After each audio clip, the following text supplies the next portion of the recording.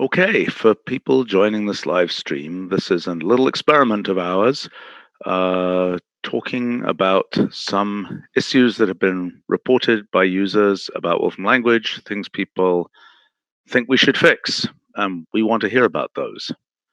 So we're going to cover a bunch of different topics here, and hopefully we have some good experts to discuss these topics. So I'm not going to talk about these yet. I don't think, unless we. Where should I start? Should I start here, or should I start on the import-export issues? You can dive right into the import-export issues. This is fine. Okay. All right. Okay. Many of the importers exports are working with ancient versions. Okay. Well, like what? That's not. I don't know. I mean, it's a challenging thing with import-export because our ability to test depends on, if we're exporting to something, if there's a format that supposedly works like such and such, but it is primarily consumed by 3 different products in many different versions, it's not a trivial thing for us to have tested those appropriately. Many companies, we have arrangements to test things. Either they have our software to test compatibility, or we have their software to test compatibility. But it's not an easy to achieve thing in general.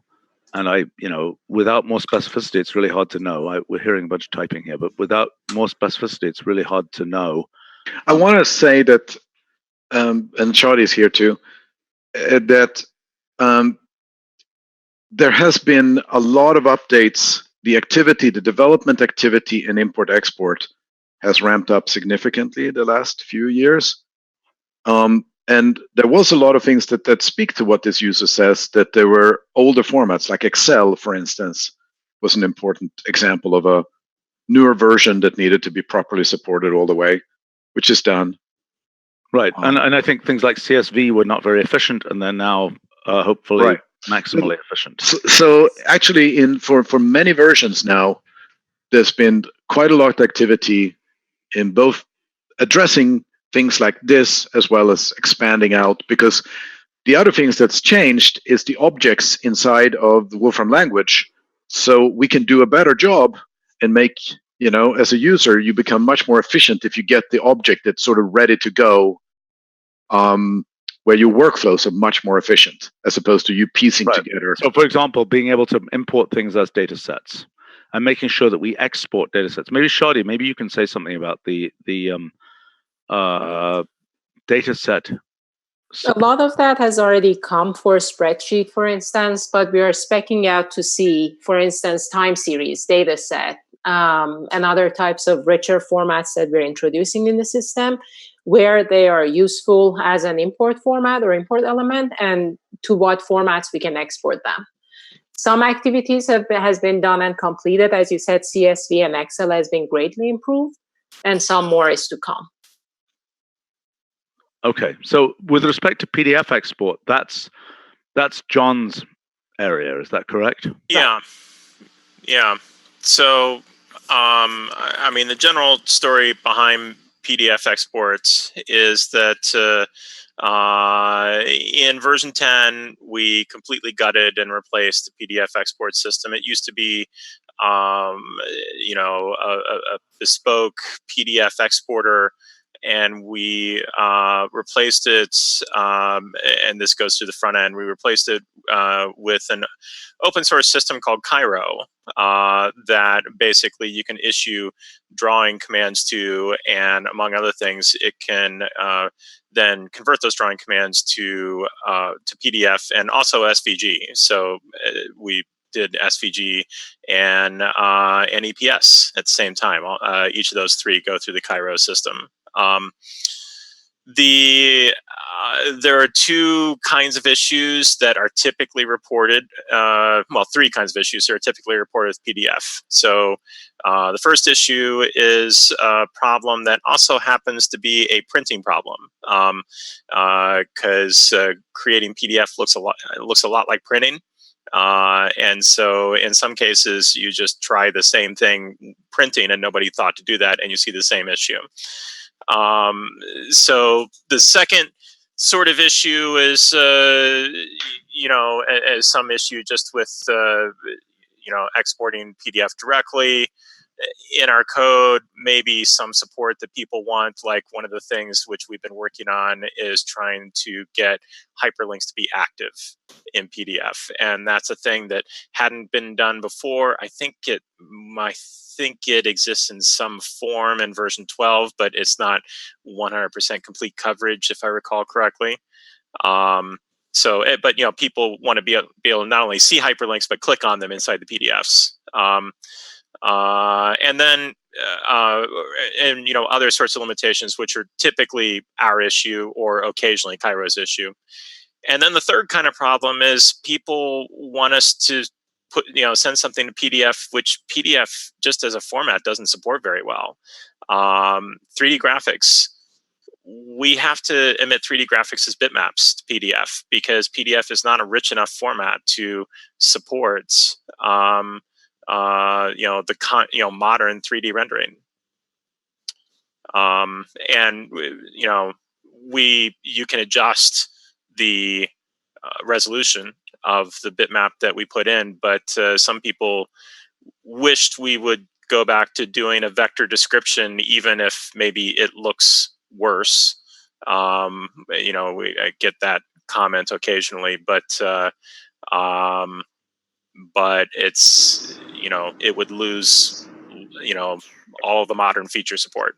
So right. Well, so okay, but what is the what I brought up here is a bunch of PDF bugs.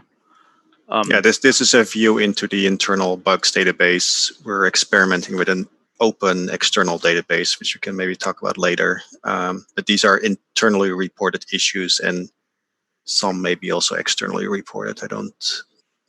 It's not possible to tell from this view. Sorry, go ahead. And not all these bugs have been entirely vetted. I mean, there are, there are a bunch of priority 0 here, which haven't. Well, I'm spotting one bug report here just right off the top of my head, which I suspect is not a bug at all, but a misunderstanding on the part of the reporter.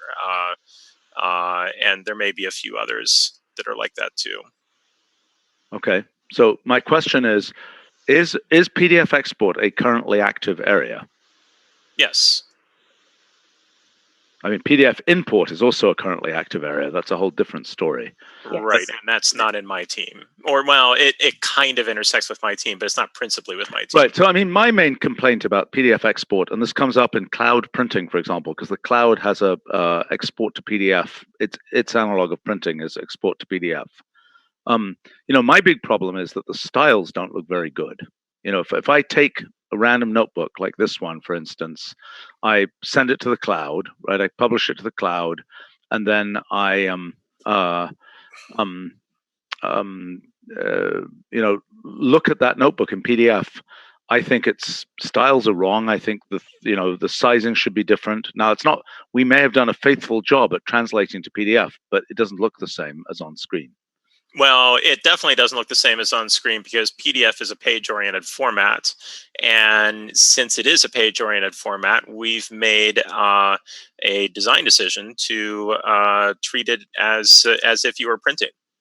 And printing. No, I understand that. I just use different styles. The sizes are wrong. I think we should, this is the old story of, the Windows 80% rule or whatever it is for printing. Yeah. And, I don't know whether we've done that correctly, and I think we need to look at that again. There's a few comments on the chat that you may want to check into. Okay, so Lucas is saying another issue is video export formats. So that's yes, that's very much coming, and Shadi can speak. Actually, there are a lot of them coming already in 12.1. Can I run them? In 12.1, if I in my 12.1 here, can I run them? No, I mean in prototype, yeah. Okay, shall I run it? Why not? What fun! Okay, is there something I can actually see? I haven't seen these yet. We haven't reviewed them yet. No. This is actually how well is it, Johnny?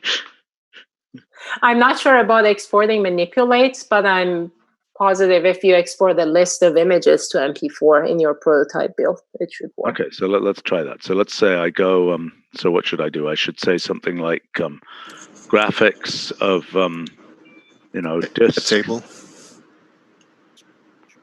You want to have a list of images, so you want to do a table, right? A table of something.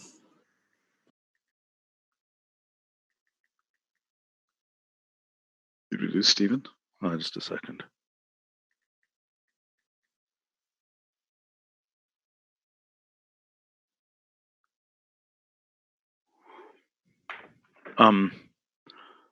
No, I was going to just do this.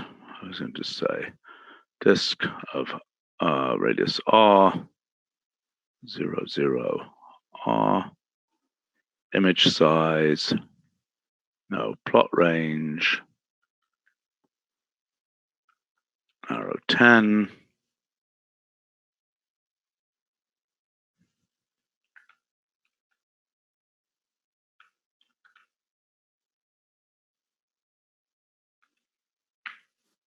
Okay. All right. So if I just say list animate of this, right, I will get this thing, right? And so now, can I take this list animate output, or do I take the table output? Shadi? I would do the table output, but I'm getting some compression level error in my build. I don't know which build you have. But as test.mp4. Yep.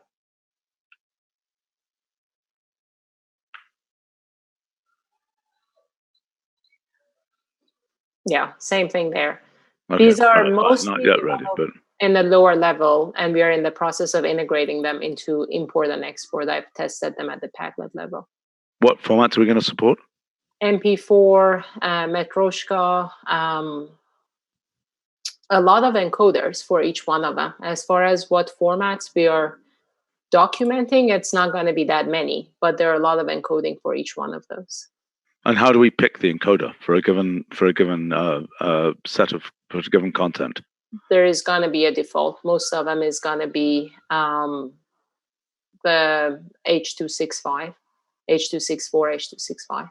But doesn't it depend whether it's smooth stuff or whether it's got lots of hard edges?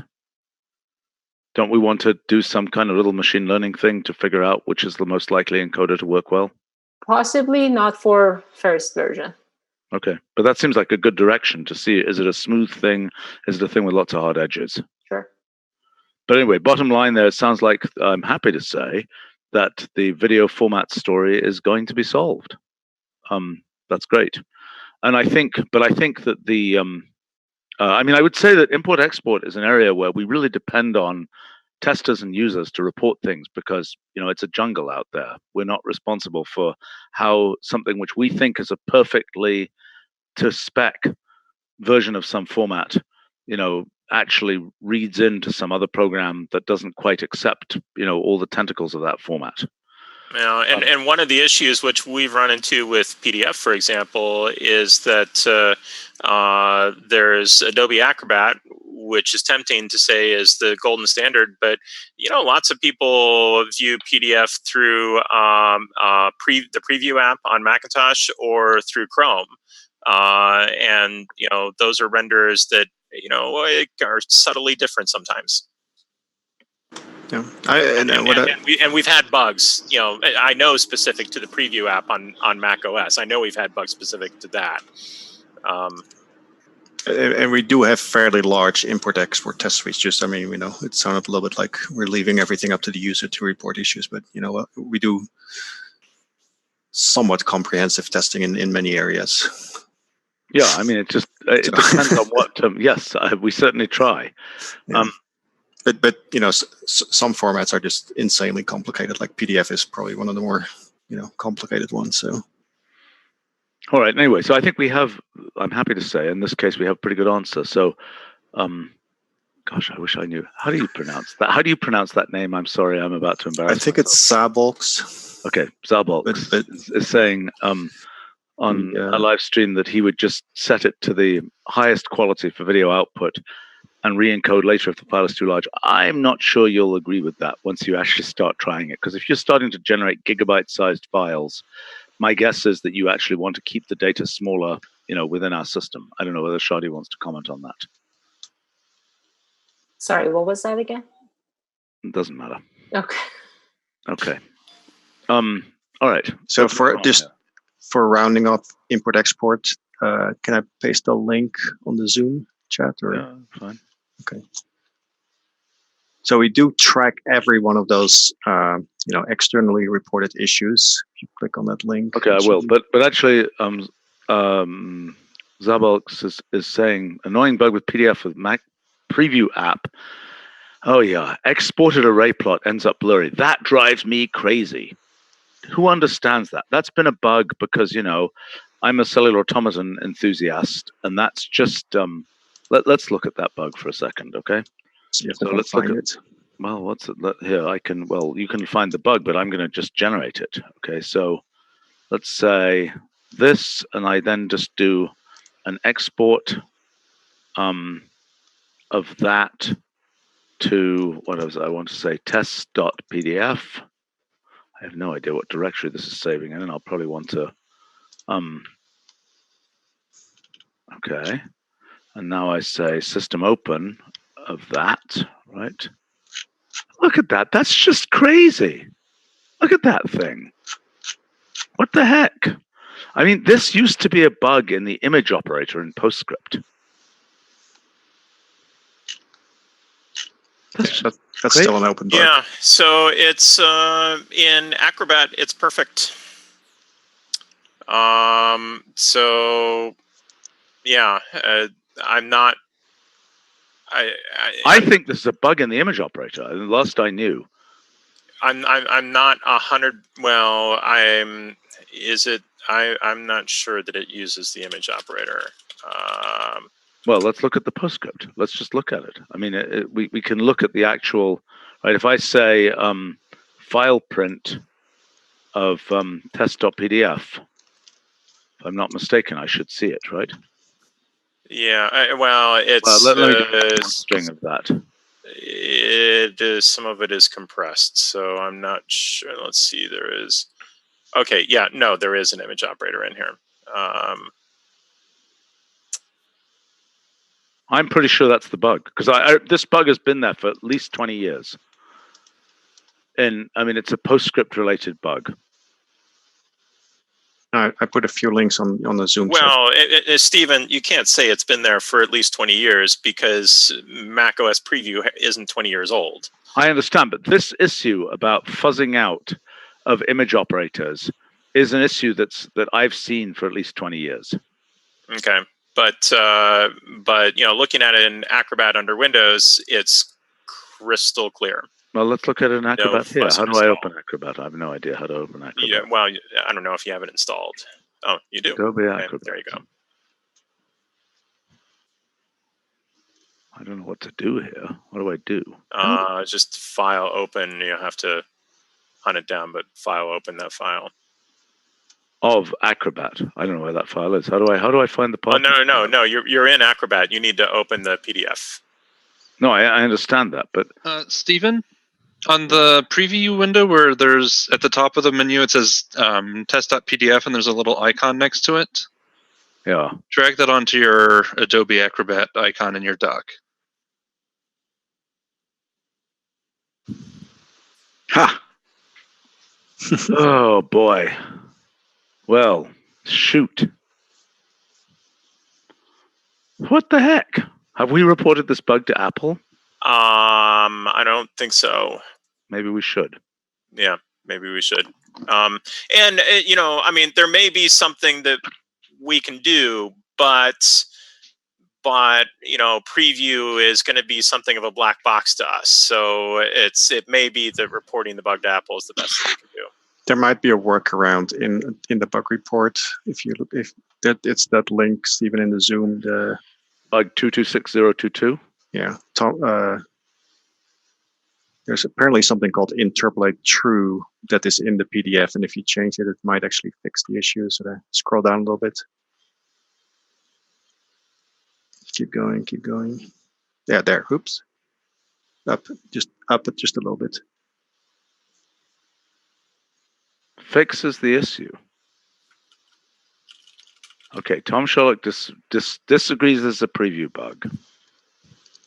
In the sense that I think he thinks that because we have interpolate true, it's interpolating. Actually, though, in current versions we don't have interpolate true. We have interpolate false. Okay, so this here is an interpolate false case. Where is the interpolate? Is it in the? It's interpolate right false. There you go. Okay, so that statement is then not right. Okay. I mean, this may have been true for an older version, but no. He's saying that he thinks that the preview app ignores the interpolation, switching off interpolation. Yeah, I would guess that's what's going on. It's entirely possible. There's nothing we can do if that's the case. I mean, it's not our bug. I mean, what we should do, however, how do we document something like this? Do we put it in? I mean, of course, it's not true that there's nothing we could do. There is something we could do. What we could do is make the PDF, horribly large and inefficient. Yeah, but that's crazy. I mean, listen, this is an issue because I've been doing cellular automata a long time, and this issue has come up multiple times before. It comes up in some. What does it come up in? It comes up in PowerPoint, I think, as well. I mean, obviously, when PowerPoint is resampling, it's going to cause trouble. But and that may be what's going on here. That this is attempting. I mean, I don't know whether there's a magnification at which it just looks like garbage. I mean, it's terrible. Well, I think that we should do a better job of documenting this, at least. Under a possible issue. I think it's under possible issues, yeah. And I don't know whether we do that, or whether we talk about destinations for, bad behavior in destinations for exported material. But we should report this to Apple, and we probably should have done that years ago. Maybe we did. Who knows? And if we did, we would have put it in the bug report. But let me see if it. Well, I can look. Okay. All right. Okay. Fine. All right. Should we go on? Let's look at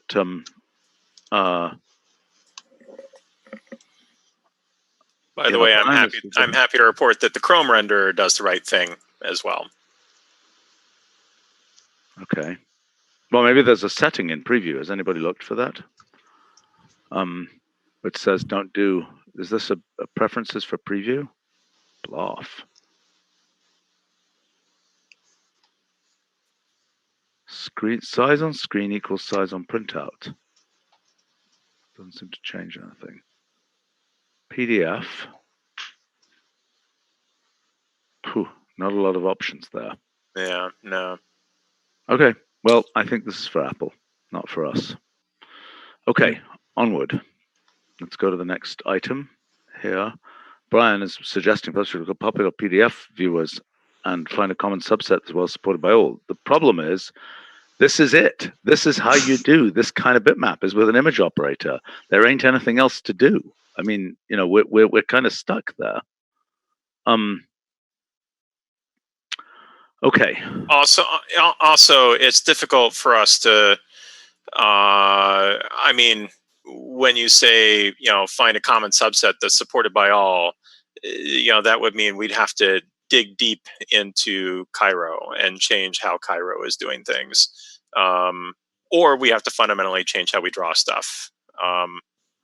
Yeah. If it were important, we'd be willing to do so. But well, important is the wrong word. If if it were really valuable for us to do, we would do so. But it'd be nice to have cellular automata work in the preview app, but it's clearly there's a. But in this case, I think the only way to get it to work is to draw rectangles. And yeah. Well, I think it almost makes me bring up a story when the NKS book was being printed. It was done with direct-to-plate printing, where it went straight from PostScript to actual plate drawing on printing plates, Mm-hmm. and it was over a holiday weekend in 2002 that this was done. And there was one of these graphics that looked like this, and one side of it had a little glitch. It was a symmetric pattern, and one side of it had a little tiny glitch. And that glitch, so I was trying very hard over that weekend to figure out what the heck is going on. And so I contacted eventually, I guess, John Warnock, one of the founders of Adobe and creator of PostScript. And I contacted him, and I contacted the person who was responsible for the direct-to-plate printing renderer. And each of them said, oh, it must be our bug. Turned out it was a bug in PostScript that had been there for more than a decade. And had not been, because people were not used to seeing, I wonder if I can pull it up. This is irrelevant, but since we're talking about bugs, I'm led to think about bugs here. Let me see, where is it? Yeah, maybe here. That looks like the wrong place, but anyway, this is this it? No, that doesn't seem relevant. That seems like the wrong thing. Okay, well, I thought it was maybe I didn't have it in here. Maybe I didn't have it in this in the scrapbook. I thought it was in here.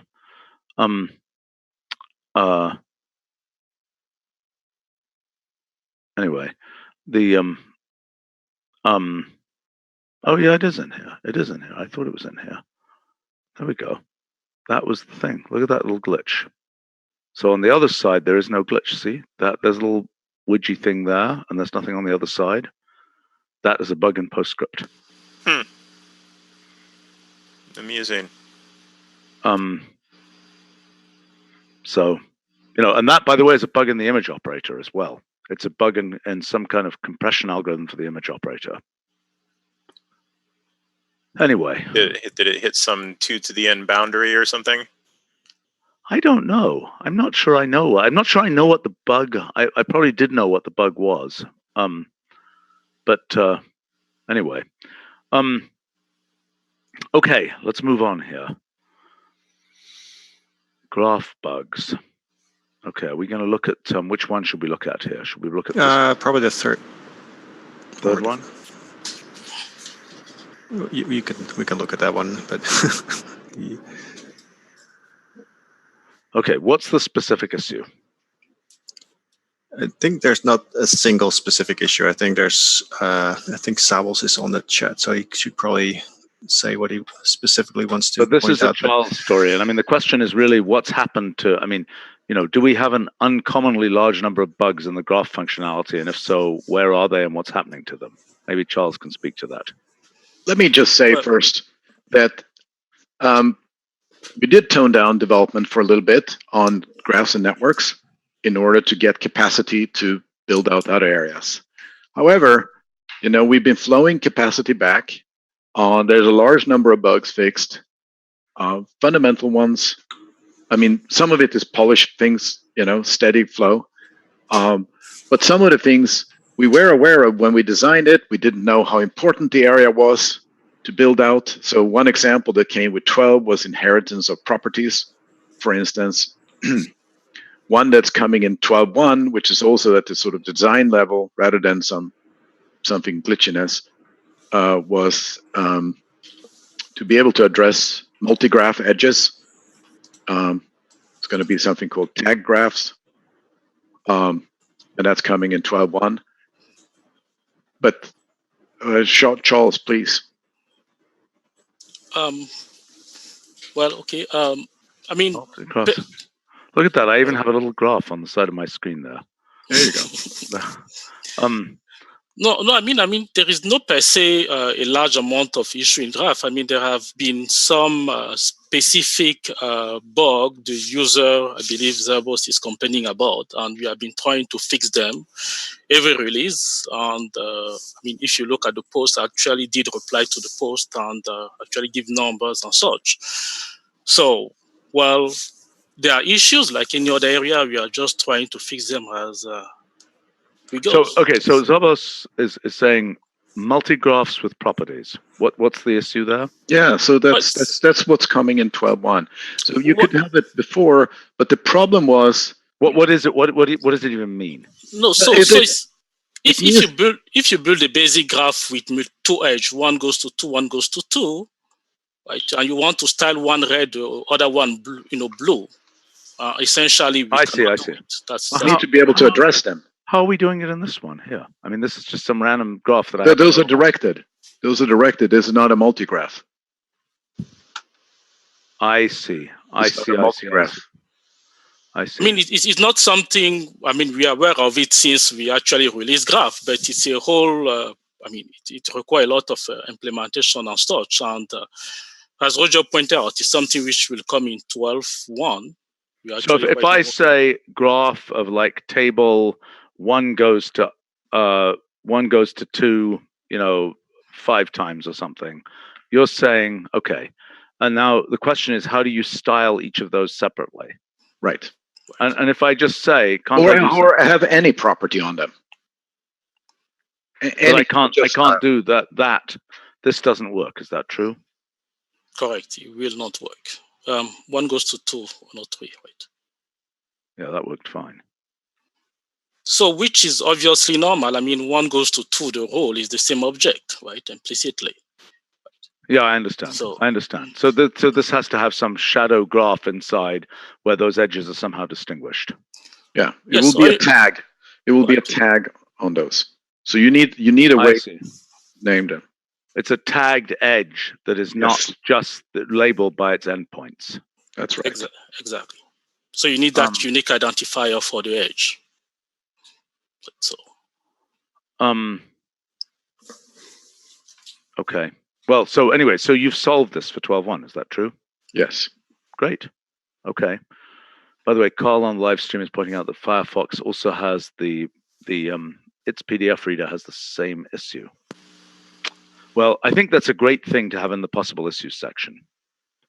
I wonder whether we should even have something different. I don't know whether we've ever had this kind of documentation before of incompatibilities with external systems. In the case of Firefox, we could conceivably go out and fix it for them. Well, we should look at that. We should at least start a dialogue with them. Just say, point out this is wrong, see what they say. All right, so that's a good action item. Thanks, guys. All right, so should we go on here? Visualization issues. 2D plotting, panning and zooming, large data sets. Be a nice feature. It's going to be a bit of work. Well, the issue is automatic. Auto panning and zooming, we actually have some capabilities in that direction, right? And we have this notion of dynamic graphics and so on. Yes? Well, we have dynamic geographics and we've discussed dynamic graphics. Right. So, if we do dynamic geographics, then we could say of wherever, I don't know, dynamic geographics of the Eiffel Tower. Is that going to work? See what it does. It'll give you a street map around Paris. Okay. So now let's go in. Boy, this is nuts. I guess we got our new Geo server coming next week, right? Which hopefully is going to make this faster.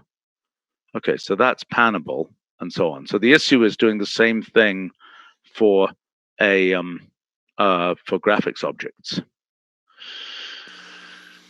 Right. Well, technically it's not for graphics objects. It's for the output of specific visualization functions.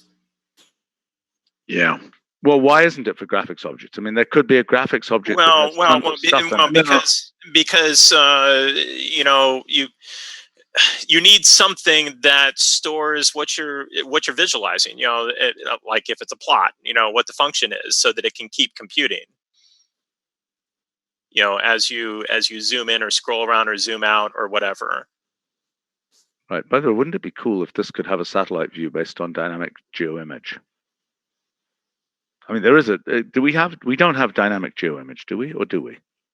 We do not have dynamic geoimage, and we don't have an interactive toggle. But if you said geo background goes to satellites, or was it geo server goes to digital globe or whatever?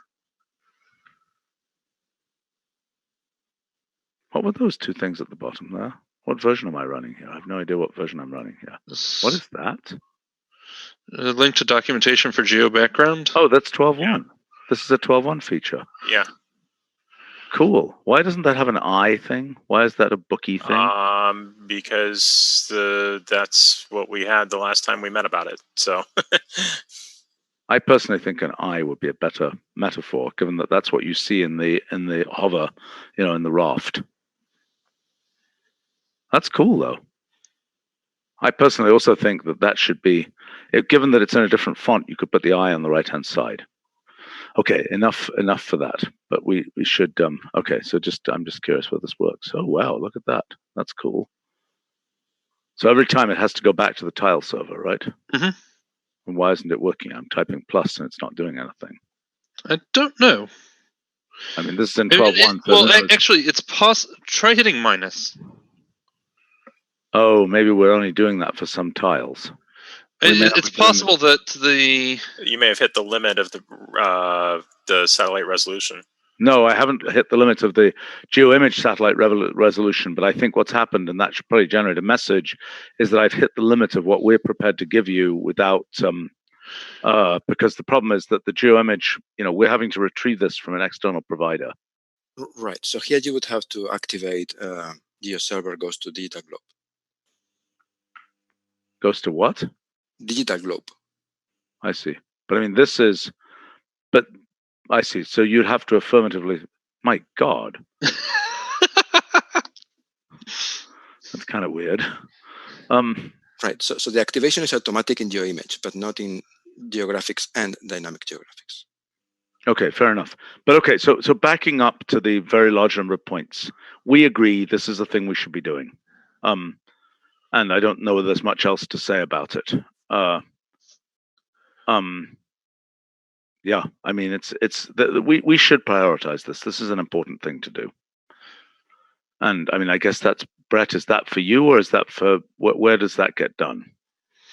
Well, I think they're two separate things. I think that that having better and more methods that deal with effectively data decimation or compression, if you like. Well, we have plot point, max plot point. But it's not sufficient. That's what I'm saying. It's not a sufficient kind of method. Okay. So the issue is the auto decimation, so to speak, as you render the thing. So you're storing the data, and we don't seem to have a problem. I mean, there are two issues. One is the data stored locally, or is the data stored in a file? And the other is, how do we decimate it when we actually paint it to the screen? Is that correct? I think that the actual sort of viz processing pipeline needs to have more big data oriented decimation algorithms. So yeah, right. But I don't know how well max plot points is going to respect whatever the current plot range is, or if it's going to sort of do it globally and then apply the plot range as opposed to. Well, that's something you should look at. I mean, that seems like a very good thing to consider. I mean, then the other issue is interactive zooming and panning. So I think that's a bit different. Okay, if you want, it's one thing if you view it as just graphics, and I think John says correctly, that's not what you probably want as output from a plot function. I think that we want a different plot container that allows you to be actively doing things. I wrote a toy version of one of these, and I've written think that about some of these issues. So John, your toy version is actually folded into the actual implementation for dynamic geographics. Oh, okay. Well, yay. But okay, so I mean, look, what you're saying is fun with my toys. Dynamic graphics. So that's a bigger change, was what I'm saying. The data decimation and handling big data, yes, it's a bunch of projects, but I think that those are more urgent, to be honest, because people are hitting it now, and it shouldn't grind to a halt for that. Well, but this question about panning and zooming of plots, okay, there are two different issues. One is you've got the points, they're right there. The other is, like a plot, and you're panning it, along the plot, and you want to recompute the function. Those are two different cases. Exactly. Right? I'm not sure that they necessarily are two different cases. Because they behave similarly. If you have a huge amounts of data, and if you decimate it to a certain level, you need to go back to the data and redo it if you want higher resolution. It's not unlike doing a visualization of a continuous function in that way. Yeah, exactly. Well, okay, fair enough, but it doesn't require going back. Look, in the graphics object, you have all the points. But that's what you shouldn't do. But should we? No, that's exactly what you shouldn't do, Stephen. That's a recipe for. So you're saying that even at the level of list plot, it should decimate before it ever gets to the graphics object. Okay, so then it is the same problem, right? So then we need what we need is a general way to have things like list plot make dynamic output. Right, but I think that then needs to be, as I said, that can't be graphics itself. It probably needs to be a different container. No, I understand. But how do you tell list plot to make a dynamic output rather than a static output? I don't know. We haven't thought about that yet. Okay. Right. I mean, there's two possibilities that I see off the top of my head. Right. One is some sort of wrapper, and one is some sort of option. Yeah, I understand. Well, I think that's a separate discussion. Yeah, I mean, when I wrote, but I think what I completely agree with is right away to get these, this basically front line to all the plot pipelines. What you deal with is that you use simpler algorithms when you deal with big data. We have very sophisticated geometric pipeline for doing all these functions. You can't run that at scale. Right. So okay, I think we have a path here, and I agree that, and let's make sure that on the priority list, I mean, these two items, namely the pure decimation story and the dynamic story, which are at two different stages, but they're both important. Right.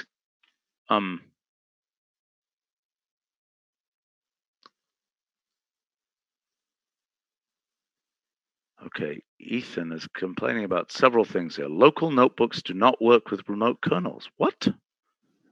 Why not? They've been doing that for 32 years, haven't they? It should work, yeah. So yeah, I don't understand why that's I don't know what it means by that, because I use it all the time. That might be a support issue that we need to. It's possible that there's some issue, but okay. I mean, does that mean remote, like on a different machine, or? Yeah, I mean, it's been like that. It's worked, I thought, for more than 30 years. But what can happen, of course, is that, first of all, there might be a glitch or a bug. But second is that the infrastructure gradually changes. There might be sort of another level of authentication needed. Yeah, I remember a transition when everybody started using SSH as opposed to earlier methods. The fact is that our kernel configuration options this is a very antiquated system, and this is in the process of being updated. I don't even know what that and there's our kernel connection manager is a global solution to this, and I think John, I don't know if you've interacted with Roman yet about this, but he's in the process of not comprehensively. I mean, I'm aware of the project, but it's not something we've really dug into yet. Okay, the second complaint is that our functions aren't vetted to work on large-scale data problems. Well, that's a good point that we were partially discussing, and arguably we should have better testing of those kinds of things. I mean, it would be good to have specific examples of problems. So if Ethan wants to send us specific examples, that would be very helpful. Yeah, we can always, take user cases. We should obviously do a better job, but if there are specific cases, then we can incorporate those in our test suites to make sure that those things run fast and efficiently. Can I mention two things for that? Audio has been out of course since the first version was released, and that's one thing that we have as a prototype in the system, that no matter how large is the data, we can handle it. The other thing is partial import-export that I wanted to mention. The CSV Excel update that we did in version 12 supports a very efficient partial access, which is also going to be a model for us elsewhere for other formats to do very efficient partial access. So do you understand what partial access is? You don't pull in everything, you pull in what you need. Yeah, right. But I mean, we also had that big project to do chunked access to external data. So you can have a giant out of core thing, and it's like a digestion by a snake or something. You're just looking at small windows on that giant thing as something that you pull into actual, to core to compute. That project we temporarily suspended a couple of years ago, but I think that's going to become active again. I mean, in other words, so that allows one to have very large out-of-core data sets. I mean, the idea was that was. I think if there is a sort of a standard quotes container, if you like, of data, that can then supply this chunked access. Right. I mean, that was the issue, because it's like, what is it in? Is it in a CSV file? What is it? Yeah, and that was exactly. I mean, I think that the yes, I mean, it's a good point.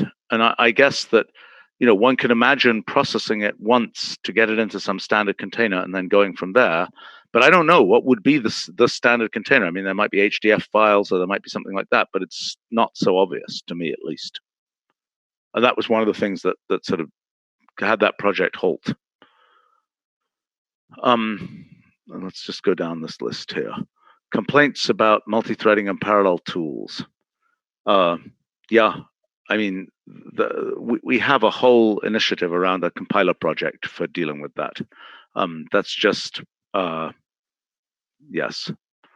Is that really the issue? I think they're talking about the parallel tools, Well, we have parallel tools, but that's process-based, right? I think Ethan is asking about running multiple evaluation threads, I suppose, in the kernel or... Right, and that's something that the compiler will enable, but that's, in a 50 million line code base, that's not an easy thing to just switch on.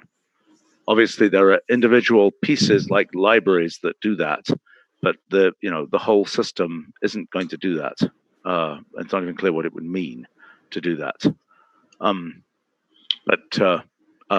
As we are, I think that there is room for better top level language design to do concurrent programming, though. Well, that's an interesting thing to think about. I don't. But you're right. There are many subsystems, like the graph subsystem, since we talked about that, is largely parallelized across the board. Well, so let me comment on another thing, which is that something that I guess will be rolling out very soon is the ability to spin up lots of, for example, AWS or Azure instances from within, Wolfram Desktop or within Mathematica, and basically be able to say, okay, I want to use 1,000 kernels right now, and we're just finishing the infrastructure for doing that. I think is that yet available in private clouds? Does anybody know? We finished the HPC version. There's a sort of an HPC variant of private clouds that allows that kind of thing. And there's also the idea of doing that directly with AWS. We have been using internally for several years an AWS link that allows you to do stuff like that. And we are packaging it. We have a project, I guess, as soon as Jesse finishes a different project, he's going to be working on that project. To basically be smoothly possible, if you pay for 1,000 cores, you can spin that up and start doing things. And I think once we have that, we will sort of have an easy test bed to understand what actually makes sense in terms of more, parallel programming types of tools. But the more fine-grained stuff, that has to wait for the compiler. Next complaint is about the Wolfram Cloud app. What's wrong with the Wolfram Cloud app? It's claiming it gets 2 out of 5 stars. What's wrong with it? Wow. Where are you looking, Stephen? Because you don't seem to scroll. I'm looking at. This is on the Twitch chat, Roger. And it's also on. Yeah, the Twitch has a chat, and I copied and pasted. Ethan Black had 10 issues. His top 10 complaints. I see. Okay. We're addressing those. I'm trying to. So I mean, this is a complaint about. Let's see whether I can bring this up. Let's see whether I can bring up my little camera here. Not the right thing.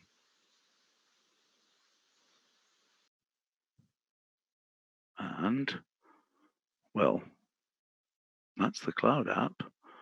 Now, I mean, I was just doing this. You know, the question is, what is the optimal way to like do typing and things in the Cloud app? I guess that's the question. I mean, I think if I start going here, input cell, what happens if I do SIN? Yeah, it offers me like cinch here. I can do that. Okay, template. Why didn't it? Wait a minute. What did it just do? Did you see what it just did? It did not replace that with. Oh yeah. That is a bug. Did you see what it did? Yeah. But I mean, there's a question of what the optimal UX for this actually is, and that's not a. I mean, that is far from an obvious. The answer to that is far from obvious to me, at least. And in fact, I mean, we have an active project to try and explore the UX for programming on a phone, and I think there will be some improvements there. But we'd love to get suggestions. The next complaint from Ethan, for you, John, is frame rates in the desktop front end have massively degraded. The claim is. Can you comment? I mean, that seems surprising to me. I mean, we just did a giant rebuild to get 64-bit capabilities on the Mac, for example. That is all new rendering code, isn't it? Well, it's not new rendering code, but we do have some new rendering efforts that are coming, but it's a little unclear if he's talking about graphics or if he's talking about just kind of general how responsive is it to typing or scrolling or something like that. I'm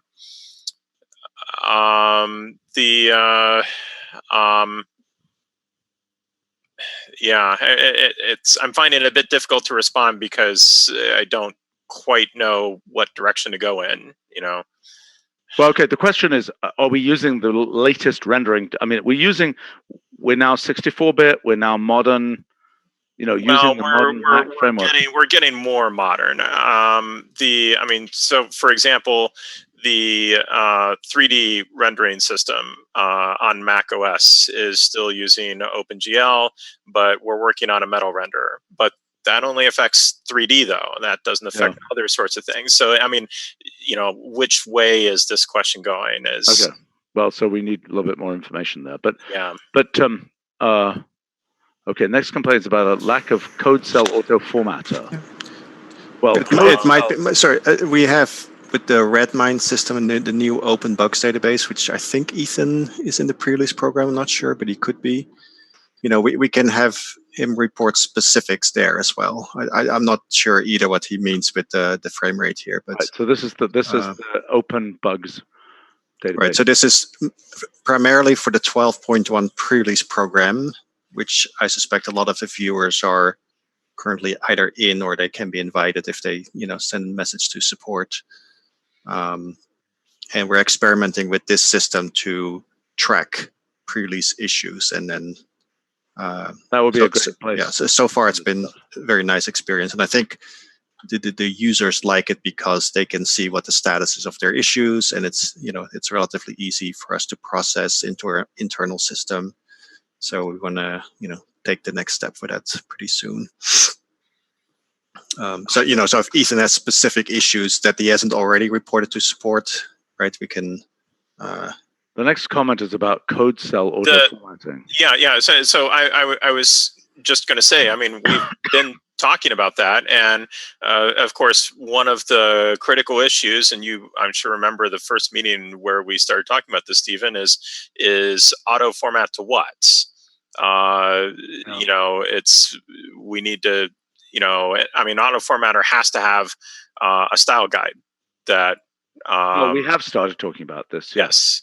I mean, I don't know why that doesn't. And so there is an active project here. It's not going to deliver in 12.1, but there is an active project here. Okay, the next item 7, lack of standard web server compatibility. I believe we literally today looked at a great solution to that. Does anybody have the current draft of the Wolfram Web Engine documentation that they could pull up? Somebody could ask Jezebel for that. Yes, no, can somebody ask? I'm not sure which document this would be. Document that I was shown today in the ECE meeting. It might be in the ECE. The notebook embedder? No, the Wolfram Web Engine for Python. Oh, okay, yeah, I can do that. Just give me 1 second here. Which, by the way, we expect to be able to push to GitHub soon. Like soon as in hours to days, right? Well, I don't think hours, but days, yes. I did what I believe will probably be my final review for that project to get it on GitHub. So, I'm almost there. Sorry. Okay, well, the next complaint is about lack of multi-touch. Okay, it's on the Zoom chat. So, well, actually, let's bring this up first, and then we'll go back to multi-touch. Okay, Wolfram Web Engine for Python. Okay, so this is, and tell us if this meets your needs, but this is, I mean, this is not quite final documentation, but this is something where for things like, so this is for things like Django and AIO HTTP, this is integrating Wolfram Engine directly into a web server. Yeah, so this is part of a larger project where we, try to provide these sort of, basic building components on, open sourced on GitHub, as a starting point for, building connections from, for example, Python AIO HTTP to, a Wolfram Engine, connection. So I'm pretty optimistic that is actually satisfying Ethan's number 7. Again, he might have specifics, but then like if we know the specifics, we can help with building, or we can Okay. Lack of multi-touch, John. Okay, so once again, I don't know exactly what he's referring to. I could imagine a couple different things. There's some multi-touch gestures on the macOS trackpad that were not properly supporting, and we couldn't support them before we moved to 64-bit. And now that we've done that, they're on our development agenda. And it would be nice to have some multi-touch support for trackpads and those sorts of devices in our event handler system too. If he's talking not about trackpads, but about screens, I don't know how common, multi-touch screens are in the desktop laptop space. Certainly in the mobile space, they're quite common, obviously. And we do have some programming level support in the iOS player for multi-touch screens, but I don't think that's really been I think we can break this down into 2 issues. Okay, one issue is sort of standard multi-touch gestures, and the other is sort of programming level support in event handler and so on. I think the first of those is much more important. And I mean, it's just like, whatever happened to what is that thing called? The thing that's on my MacBook Pro thing. What is it called? Touch bar or something? What is that called? The little soft keyboard thing. Touch bar, I think. Touch bar, the little screen at the top of the keyboard. Yeah. Right. I mean, that thing is kind of cool in the cases where I use it. And I know we couldn't support that before we had 64-bit, but now we can support it. Does anybody care? I don't know. I mean, when I got my MacBook Pro, I aggressively turned it off because it kept triggering when I didn't want it to. Why do you care that it triggers? I mean, so you don't pay attention to it? Because every time I'd hit the backspace key, Siri would come up and ask me what I wanted. Why? Because the Siri button was right above the backspace key. Oh, well, that's on the touch just bar. okay. And so I had to make sure that portion of the touch bar didn't have anything on it because I was accidentally pressing it all the time. Okay, well, I managed to get my fingers to go in the right places enough, I guess. But I mean, to me, it's a little weird that, if somebody was looking over your shoulder at you typing, email, even if they can't see your screen, they can see all kinds of weird completion suggestions in the touch bar, which is a little odd, but not really my issue. But still, I think it's nice. It's like our predictive interface. It has a, well, we could use it to put up things that come from our predictive interface, for example. Yeah, but a practical example is, one might suggest that pinch zoom ought to change our magnification levels. And in a notebook. In a notebook, yes. And in the 32-bit version, Apple just didn't give us the tools to do that. We can do it now. We just haven't done it because it's, in this queue of things that having a 64-bit version now enables. Okay, it'd be nice to know what the list of gestures that we think we care about is and be able to prioritize them. And maybe people can suggest if people, users here, have suggestions about that, we'd like to hear them. All right, next item from Ethan. Lack of modern UI components like tabs, dark mode, drag and drop, fading scroll bars.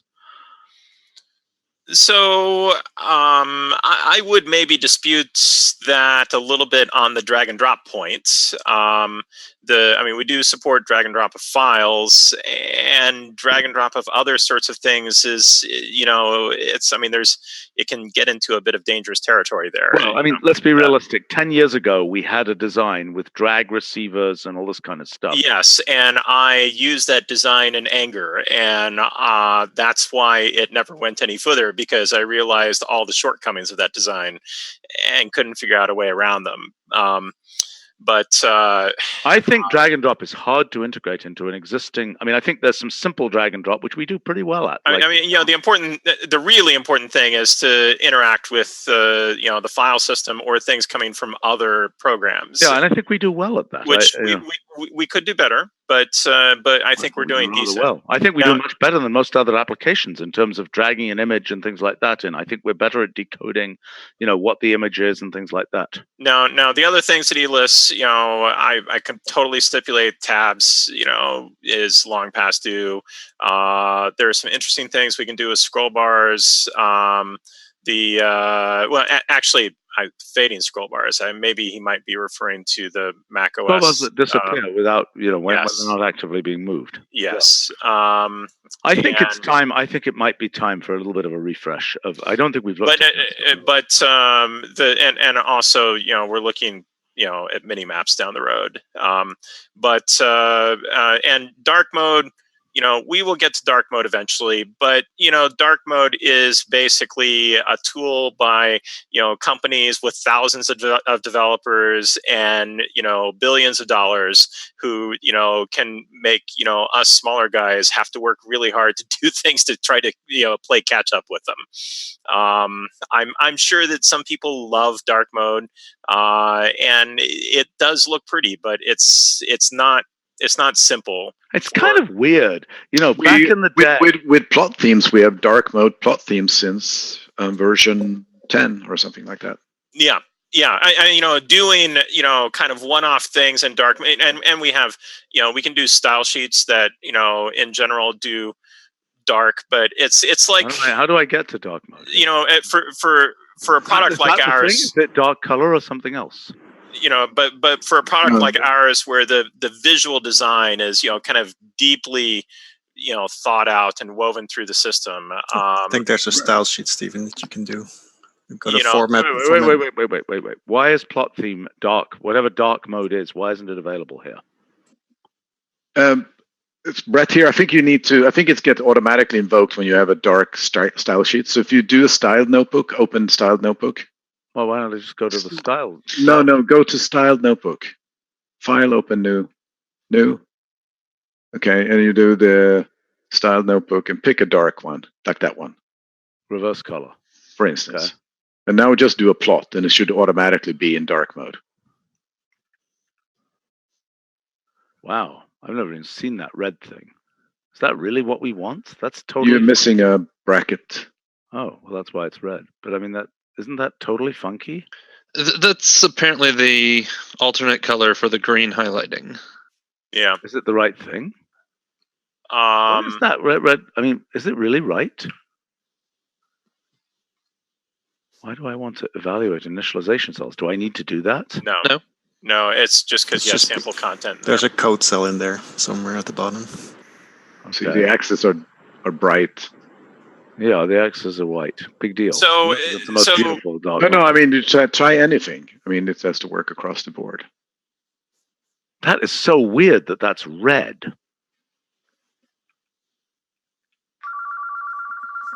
Somebody needs to get there. Okay. Well, that's nice. I mean, I think that's rather dark, if I might say so. That blue is not the most beautiful blue, given that this is supposed to be dark. Yeah, I don't know if it's doing... Personally, I think this reverse color thing, the style sheet, could do with a little bit of work. If we you want to. Oh, it's a never-ending. Yeah, but I mean, do people care about this? I mean, that's a we get a fair number of bug reports, about such and such style or such and such element. So we've had this sort of thing since before dark mode was cool, and there were some people who were interested in it, especially people who have vision. Yeah, low vision. I understand that. That's a case where I can see a real use for this. But now that it's built into operating systems, it's getting a lot more attention, and every operating system wants us to do it their way. And it's like taking a lot of our design and having to kind of not start over from scratch, but really do a lot of effort to figure out how to integrate with operating systems. Right. I mean, to me, it's ironic because this looks pretty much like what terminals looked like in the 1970s. I mean, it's just kind of weird that now it's retro cool again.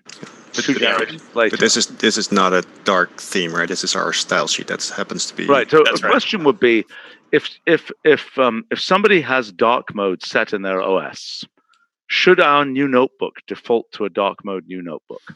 Well, actually, I think that's not really the right way to think about it, because here's the thing that's going to really make you think is, but what about all the existing notebooks? Yeah. Or you send it to somebody else, or you send it to somebody else. Yeah. I mean, dark mode, one might say, is a personal preference that should not be written into the notebook, but then you have to have alternate styles. Well, that's similar, if I might say so, to the publish dialog that we now have says, do you want to preserve the magnification or not when you publish the notebook? And the default is not to preserve the magnification. So similarly, you could imagine, preserve the dark mode setting or don't. In other words, if you're trying but you're not going to prompt people every time you save a notebook, though. No, not every time you save, but in the case of the publish dialog, I mean, in the case of saving, we are preserving the magnification, right? But in the case of publishing to the cloud, it's offering you the opportunity to not save the magnification, and by default is not saving the magnification. So similarly, I mean, look, honestly, I think there's one of these things, as you say, where if you have, absolutely excess software engineering capacity, you could do this. It's not clear that it's a high priority. Might be interesting. And I'm certainly not saying that we won't or shouldn't do it, but it's we have a lot of things in our queue, and we will. Right. And we have to look at our mobile apps for dark mode as well, which is probably a bit of a higher priority, because the want on the mobile side is maybe more desperate. So yes, I mean, I think I was looking for something here that might be interesting to see in terms of drag and drop. We've been experimenting with pure drag and drop versions of let's see, here's one. Pure drag and drop versions of the language. Actually, this is not the best version probably, but if I do, I don't even know what this is. What am I doing here? I don't know what I'm doing. List. What is that doing? Help. Well, that's clearly not the right thing. anyway, just as a complete interface that has drag and drop, that is based on drag and drop, and it has kind of the discovery interface from blocks.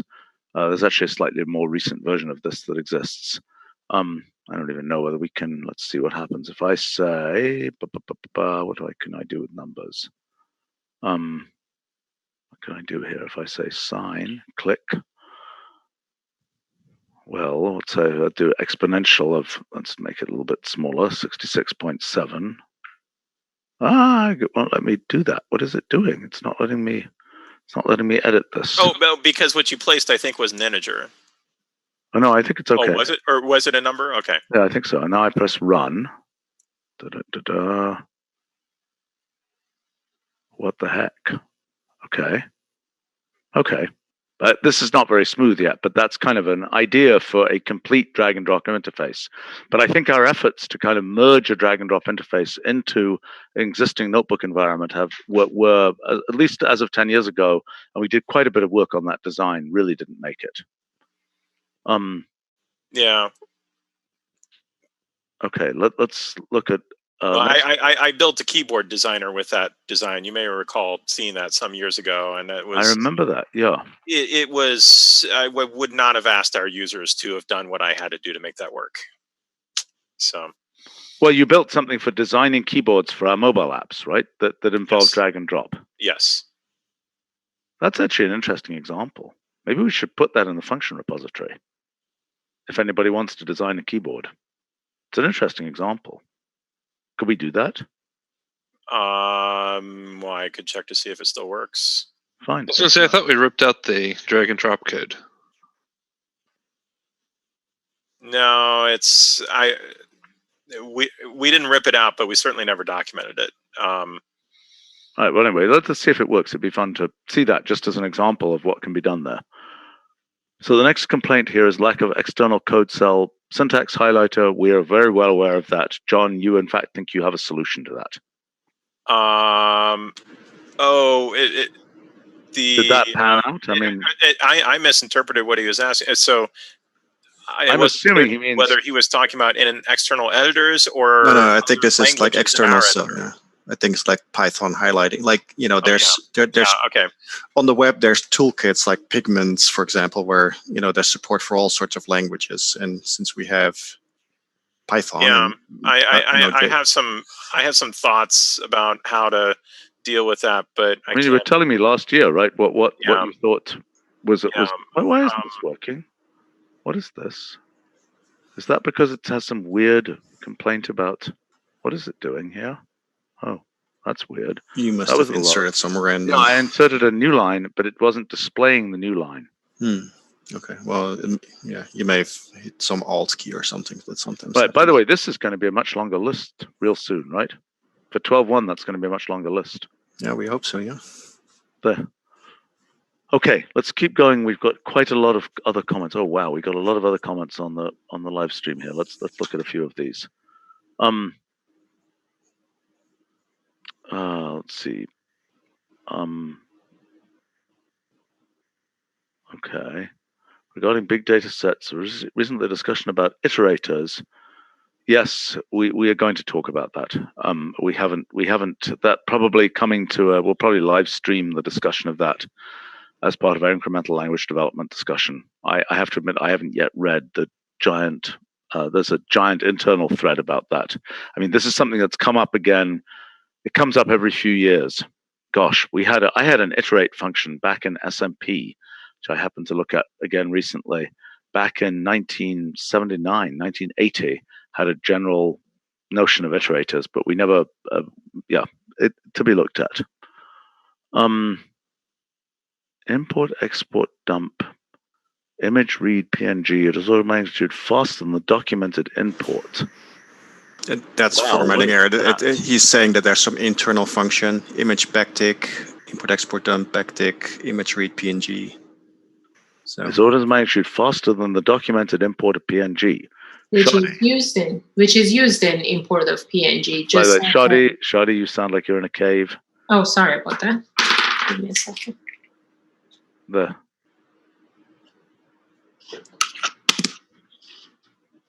Is this better? Not much, actually, but we can hear you. What? Now you're fine.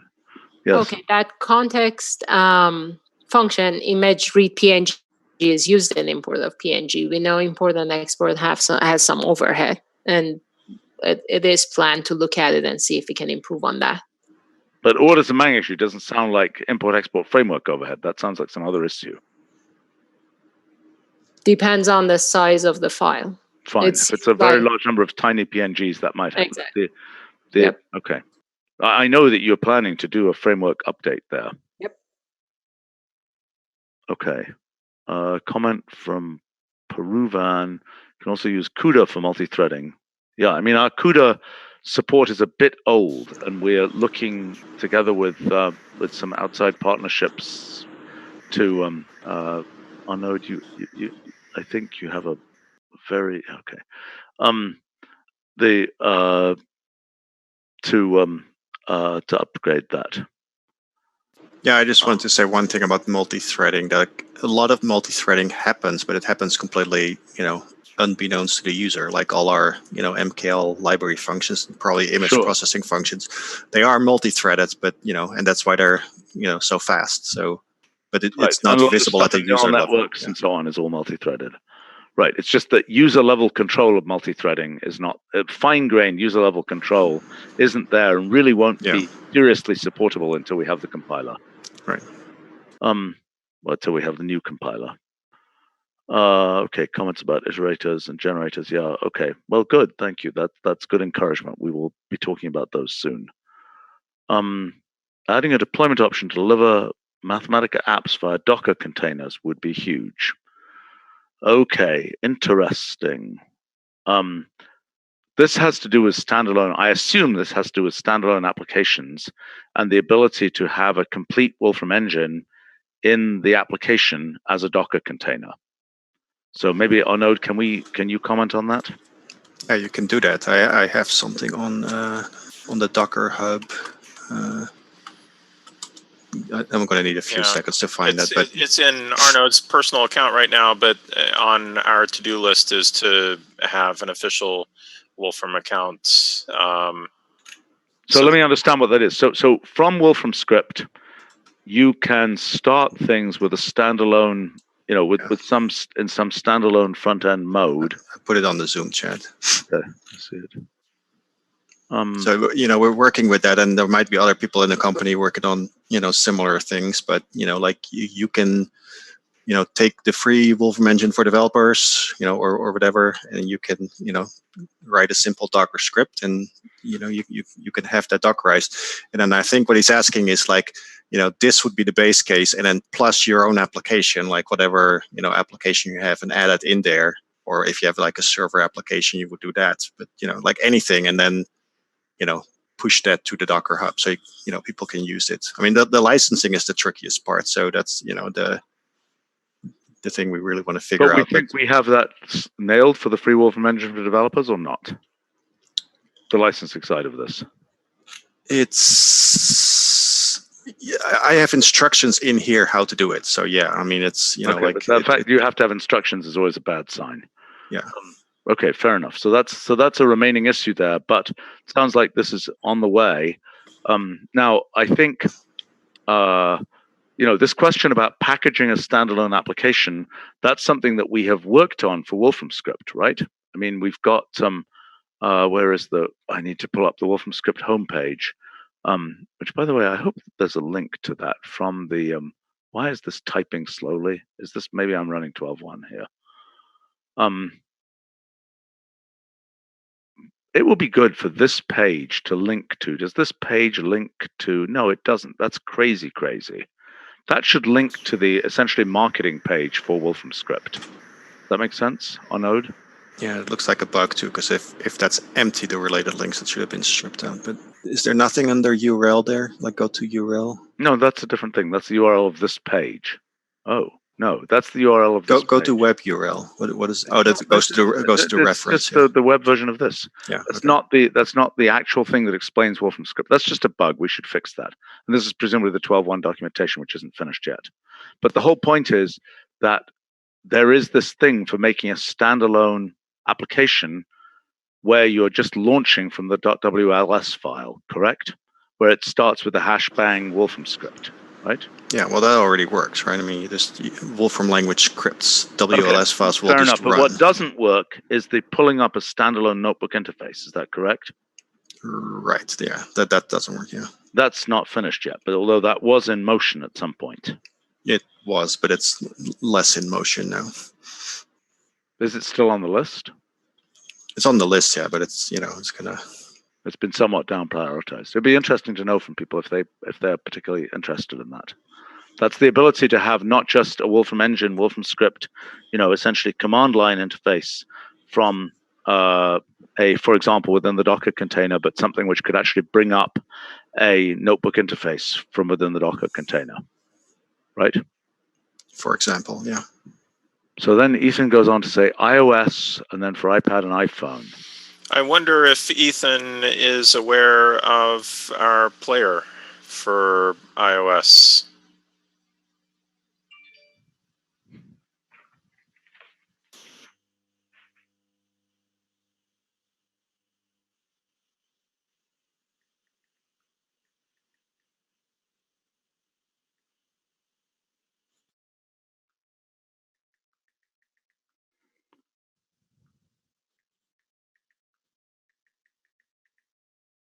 Sorry.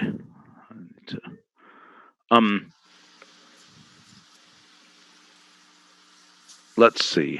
Okay, we got a lot of comments here, and we're going to run out of time soon. Hold on. Well, yeah, that's another important thing to say is delivering notebook-based apps through the player on iOS. So that's then a full Wolfram engine running on iOS with a notebook interface, right? Where you're delivering. I could probably do a demo of that. Let's see. I think let's see what I've got here. But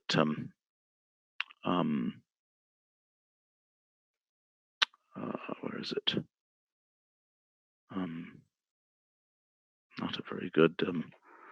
I don't know whether this is going to work very well. I think I'm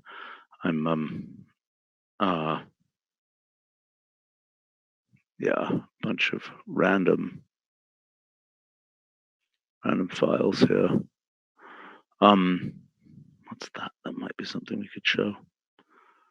No idea what this is. Okay. But yeah, the full thing is runnable here.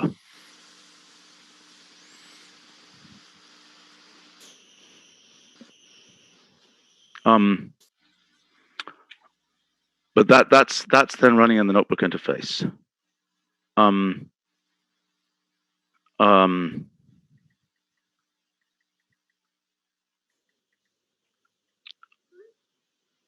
Okay.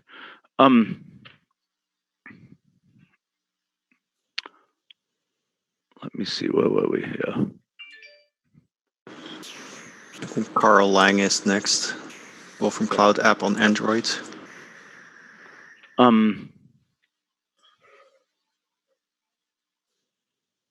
Cloud app on Android is kind of poor. Okay, so the Wolfram Cloud app on Android. Well, can anybody comment? John, can you comment on that?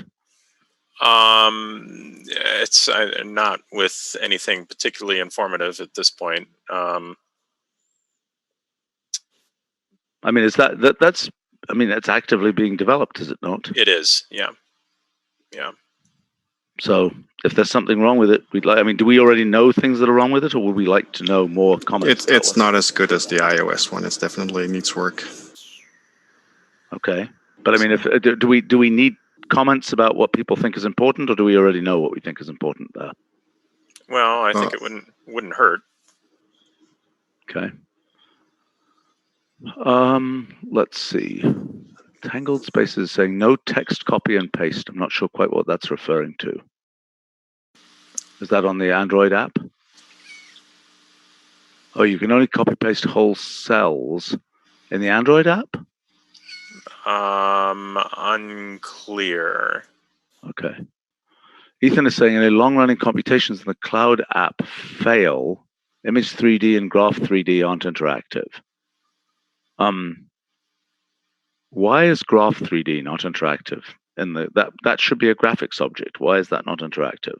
Image 3D might be different. Graph 3D involves all the dynamic stuff, I think, in a way that is probably not quite supported yet. Well, there's some specific case of graph, not all of them, where we actually have more complex computation require actually the rasterization of the image. So. An image 3D, Shadi, you can probably comment on that. I mean, that's using quite different technology. Is that true? Yes, I mean, image 3D is, I mean, getting that to be performant on desktop is occasionally interesting. But Shadi or John, can you comment on what is the underlying technology of image 3D is not the same as the underlying technology of graphics 3D, correct? It's the same as raster 3D, graphics 3D or raster 3D. No, I understand, but raster 3D is its own oh, I see. I see. Okay. When are we getting array plot 3D, by the way? Yeah, so I'm sorry, you're breaking up, Stephen. Wow. Okay, that's really weird. No, that was a joke. Oh. Because you were asking about array plot 3D. Okay. Funny, but what's the answer? Brett? Is it for your team? It's probably for my team. And I mean, I think it's one of those things where it again runs into, that array plot bug that we were looking at earlier, where having something that robustly looks discretized is hard. So it's, my team. That wasn't our bug. Let's be clear. That wasn't our bug. But I mean, the question. No. But I'm saying that you run into a similar sort of thing with, raster 3D. So I think there's probably still some more work from you two on the rendering side to be able to have something that is, crisp. And I mean, if you have 100 by 100 by 100, it's going to be. I mean, how different is it from array mesh? I don't remember what array mesh returns.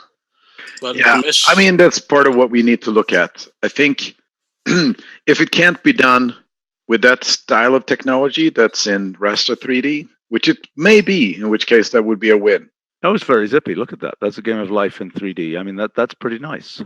Yeah. So in terms of doing this on the cloud, I mean, we're working with a different set of rendering technologies that are much impoverished compared to what's available on the desktop.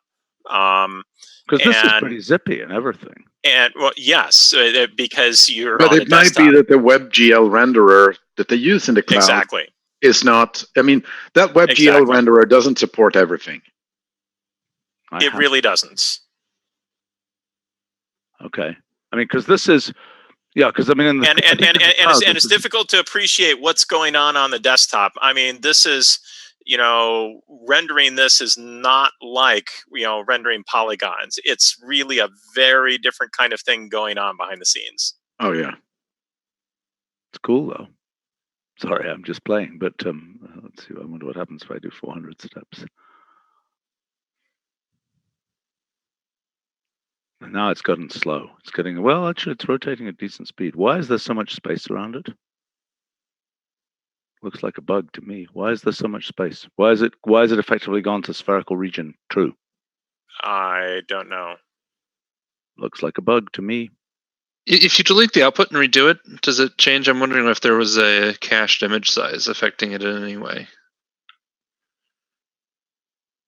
Yeah, send. Oh, no. Now that was even more bizarre. Did you see what just happened? Yeah, I did. That doesn't seem promising to me. But look at this. I mean, this is. I've never really been able to use these and make them work. Okay, why did that pink out? Why on earth did that pink out? I don't know. Might be some. That's definitely a bug. Right. Might be some under development. bugs. Oh, this is in 12.1. This is. I'm running 12.1, right? Mm-hmm. Oh, proto even. Yeah. Okay. Fine. In which case, I'm impressed that we haven't crashed your front end yet or something. Right. This is yesterday's build. So I'm sorry. I'm impressed we haven't crashed your kernel yet. Okay. All right. Well. Okay. So let's see.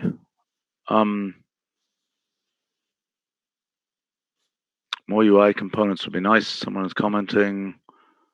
Sorry, I'm going to have to leave. Fortunately, I have a commitment. Okay. Well, we'll keep going for a little longer here, but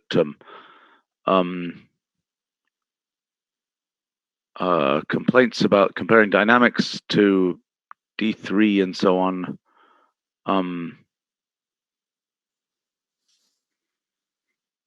Yeah, I mean, browsers have signed up for less than we are delivering and have spent, very large development resources. They also don't have to develop a kernel. But yes. Okay. Auto format. Check out Patrick's IntelliJ Wolfram Language plugin. Its auto formatting is great. What is it doing with auto? What is the Patrick plugin doing for auto formatting? I'll try to pull up the link and then you can see some demos there. Give me a second. Okay, Carl is saying Wolfram Web Engine looks great. That's good to hear. Okay, wait a minute. The link is on the Zoom chat. Is responding about Dell XPS Surface, etc. All Windows laptops support multi-touch with up to 10 simultaneous touch points. Yeah, but I'm not sure how much software actually, is savvy to that. Yeah. Zavelt is complaining about the fact that the escape key went soft on a MacBook Pro. I know, it's crazy. There's a link on the Zoom chat if you want to take a look at the...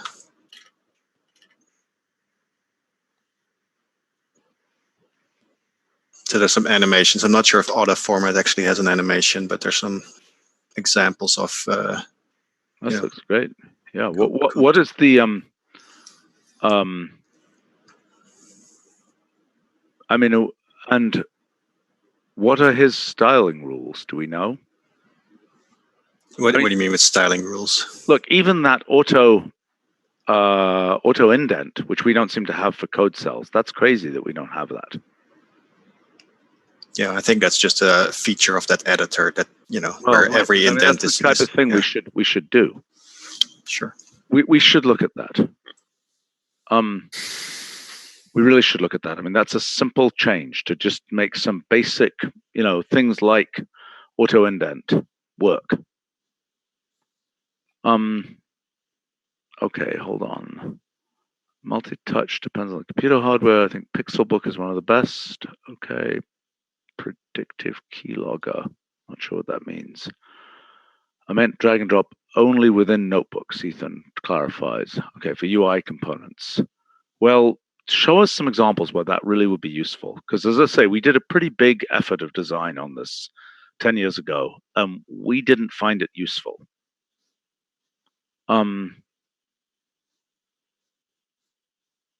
Okay, Zavalt says, until a couple of weeks ago, I didn't even know that one can option drag on Mac file paths to notebooks. You know what? I'm not sure I know that either. Well, so I have two comments about that. First is that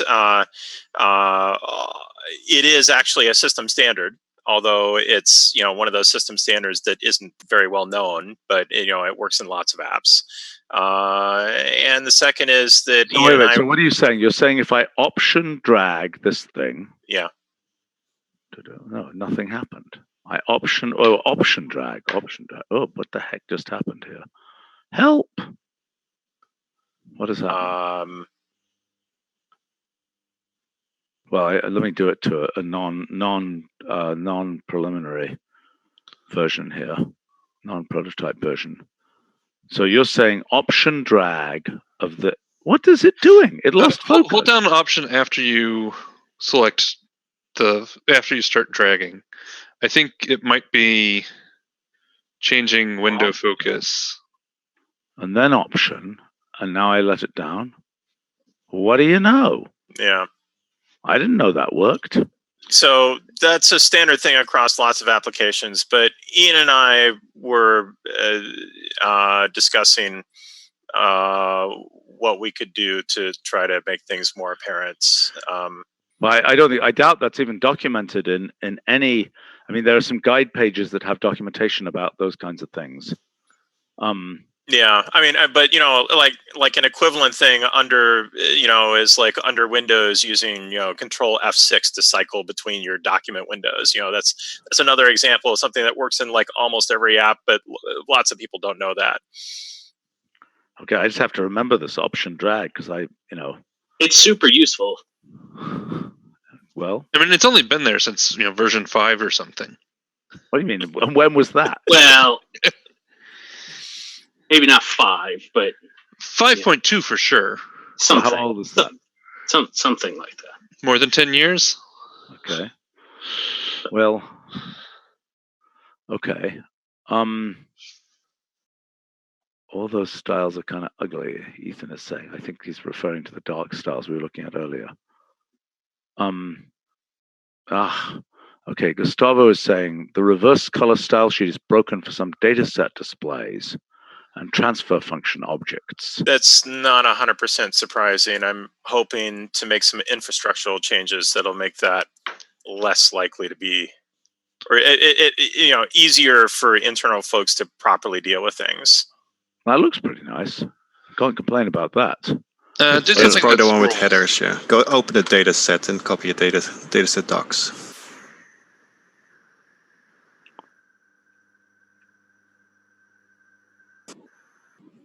Yeah, like anything like that. Like, yeah, that one. Suspect that's just going to not be.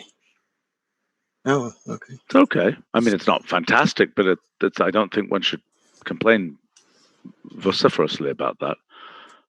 Okay, so there may be some other issue here. I wouldn't be surprised that there's another issue. And transfer function objects. Let's see, what are we looking for? Transfer. What is it called? Transfer function model.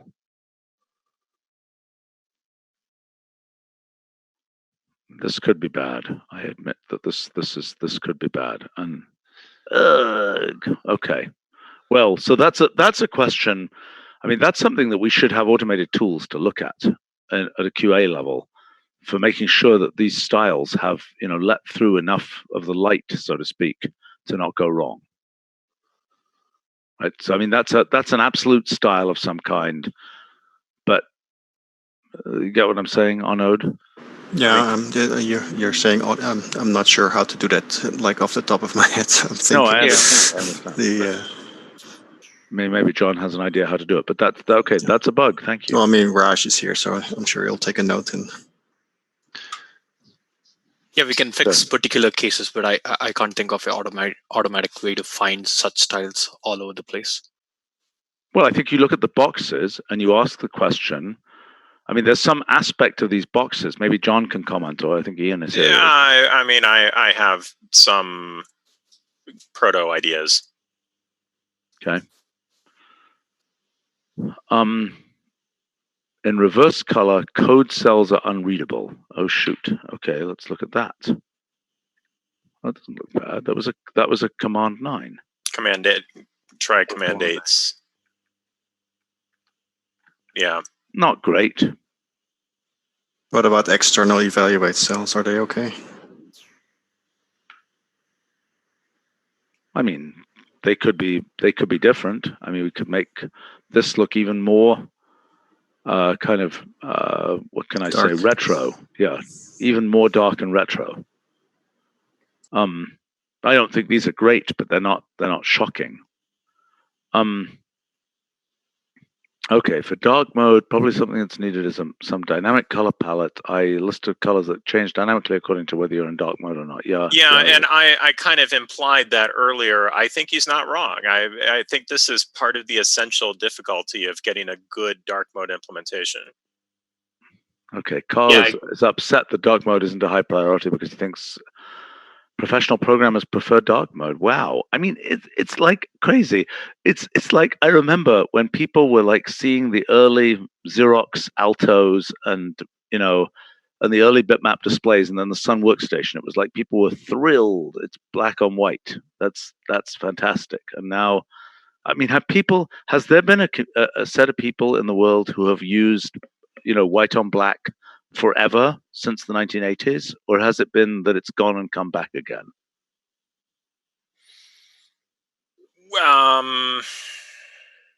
Well, yeah, I think it's difficult to answer that question. Okay. I think the prevailing styles in IDEs is a darker theme. I mean, at least, that's actually not really true. There are many popular IDEs on, like Xcode, Visual Studio. These have been, using the light colors for years and years, and right. But like they all make it Atom and Sublime and IntelliJ, they're all... Yeah, but that's a relatively new... that's like in the last 10 years. Well, that's not that new. and all of those, they have a default theme, but they leave open support for multiple themes as well. Well, It's interesting. People here really caring about dark mode. That's really useful for us to see. And this thing about dynamic color palettes, yes, absolutely, that would be what would have to happen. I mean, that's a framework change that it's not inconceivable, right? I mean, it's a question of indirecting through some color table that we're not doing right now. I think that's worth us at least talking about, Brett, is whether there's a way to have a symbolic reference to a color. I mean, for example, the answer. I mean, certainly in some style contexts, we're already playing with that. It's not widely deployed yet, but we have some some implementations that do that right now. I mean, if you do the file new presenter notebook is exposing an implementation of something like that. I think VS Code is also dark theme by default. The theme colors there. Oh, I see. So that's basically, there are references throughout these style sheets of, that basically say like color 1, color 2, color 3, which are then pulled from whatever you chose your theme colors to be. Yeah, that's nice. That's right. Nice. And then we just need to make sure that anytime somebody constructs a new object, that they are, appropriately choosing from identified styles. Yeah.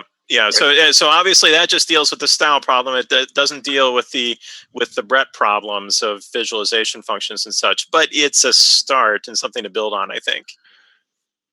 What on earth just happened here? I tried to type hello. Wow. Oh, it's automatically going to all caps. That's really weird. Oh, that's the style of that particular style sheet, which I'm not a fan of, but I guess the designers liked it. No, this doesn't make any sense. This is a second level heading and it's small. It's bigger. That's crazy. Complaint. And that's pretty crazy too. This is crazy what's happening here. Now, I admit that I changed from the default colors, but that's crazy. The fact that a command 1, right, is smaller than a command 2. Can we report that, please, Raj? That's for you. Yep. Okay, let's see. Please don't make dark mode dark just because the OS is set to dark mode. Fine. It's very hard to create a graphics color scheme that works well both in dark and light mode. My graphics will eventually end up as PDFs viewed or printed by collaborators. I need reliability and consistency in a light background. Yeah, fair enough. Okay. Okay. From Ethan, creating a Mac desktop app would be awesome if we could hook our Xcode project into Mathematica or into... Okay, so what does that mean? So that means accessing the Wolfram engine from within Xcode. Is that what we're talking about? So we actually have something that looks a lot like that in terms of what we're currently calling CDF Kit, but what for iOS. And one can imagine a similar sort of interface for the desktop platforms too, where it's basically, you know, all of the Wolfram Engine stuff is available as a macOS framework that you can then call from Objective-C or Swift. So hold on. One thing would be to call Wolfram Engine from within, you know, through, like, just like we have the language client library for Python, we could have it for Swift or Objective-C or whatever. Mm-hmm. And then the Wolfram Engine could be part of it, could be a component built into an Xcode project, correct? Yeah. And do we have that, or do we have? We have it for iOS. Okay, but we haven't distributed that, have we? We've distributed to a few people. It's a thing we call CDF Kit. Okay, but that also supports notebook capabilities, yes? Not just the engine. That's right. So, but we could do that for the free Wolfram Engine for developers. We could support that in Xcode, couldn't we? I mean, I think we've certainly had it on the roadmap to do it for a variety of IDEs, and I think that's Arnaud. Can you speak to that? Yeah, that's not at the top of my list of priorities. Well, and I'm not sure how possible that is, because Xcode is things have changed, but at least for a while, Xcode has been seriously locked down in terms of what you can actually plug into it.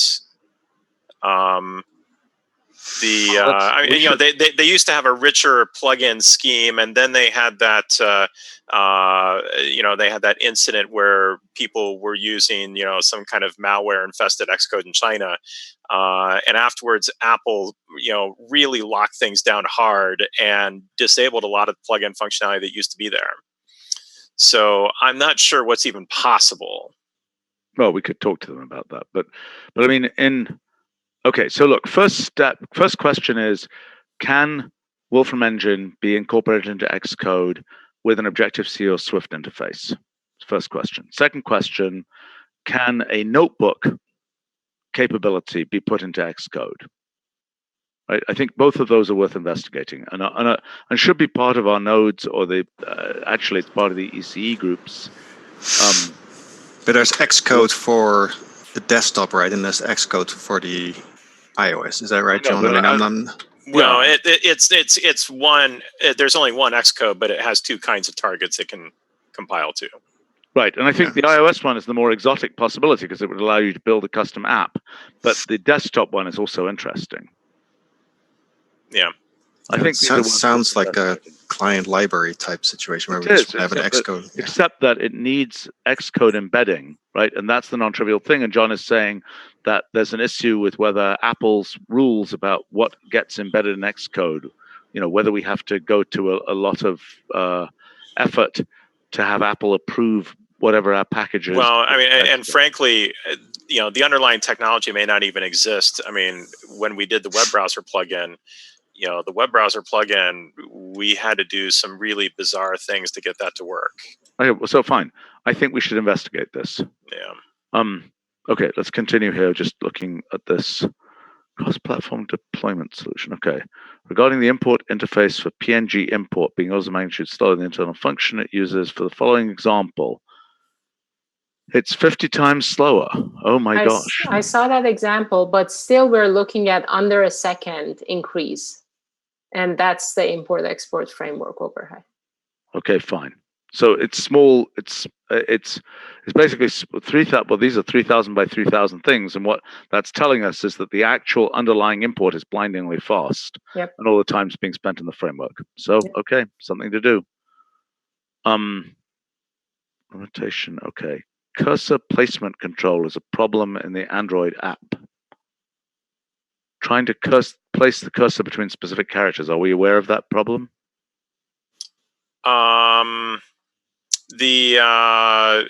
So I know that not just on Android but on iOS, we designed it such that it's easier to tap between cells than inside of a cell. And if you have a cell that's not very tall, then it may be difficult to do it by tapping. But there are arrow keys, and the arrow keys should work. Are there on every Android device? There are arrow keys? Oh, no. We added the arrow keys as part of the controls that come up. Yeah. Okay. Well, that's a question. Okay. Ethan is saying export to HTML is more buggy than export to PDF, but exporting to Markdown will be useful and easier to implement. Well, we've certainly been working on that. Anybody want to talk about Markdown export? John? I think that there was somebody else who was working on that project. I don't remember who it was. Okay, but I think that is supposed to be an active project. I don't know whether people are here who can speak to that, but I think that's... There's some external solutions for that as well. I'll put one on the chat here. Now, of course, a significant part of it is that Markdown is such an impoverished format in many ways that you can, it might not be a really complicated project if you're just happy with low fidelity output. Yeah. Well, I think this is something we've talked about. I think we should do this. And I think we should also do Markdown import to notebooks and so on. That's something I guess that's for Shadi. Yeah? Not the export of it? Okay, fair enough. But maybe the import of it. Yep. This has been floating around on our list, and I think it really should get done. Okay, style sheet. Oh yeah, style sheet repository. Yep, we've absolutely talked about this. It's absolutely doable, and it's in the roadmap. Not super quickly, but we're okay,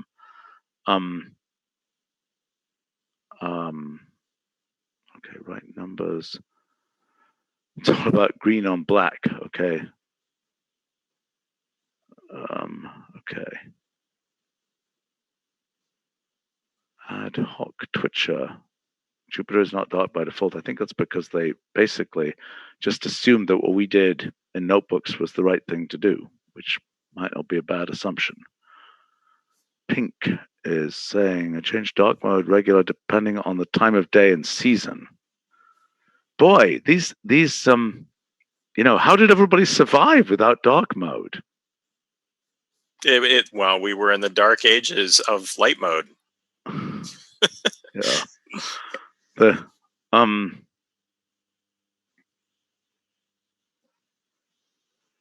Wow. Okay. I mean, okay. This is great to see all this enthusiasm for dark mode. It's interesting. I mean, it does look kind of nice, I have to say.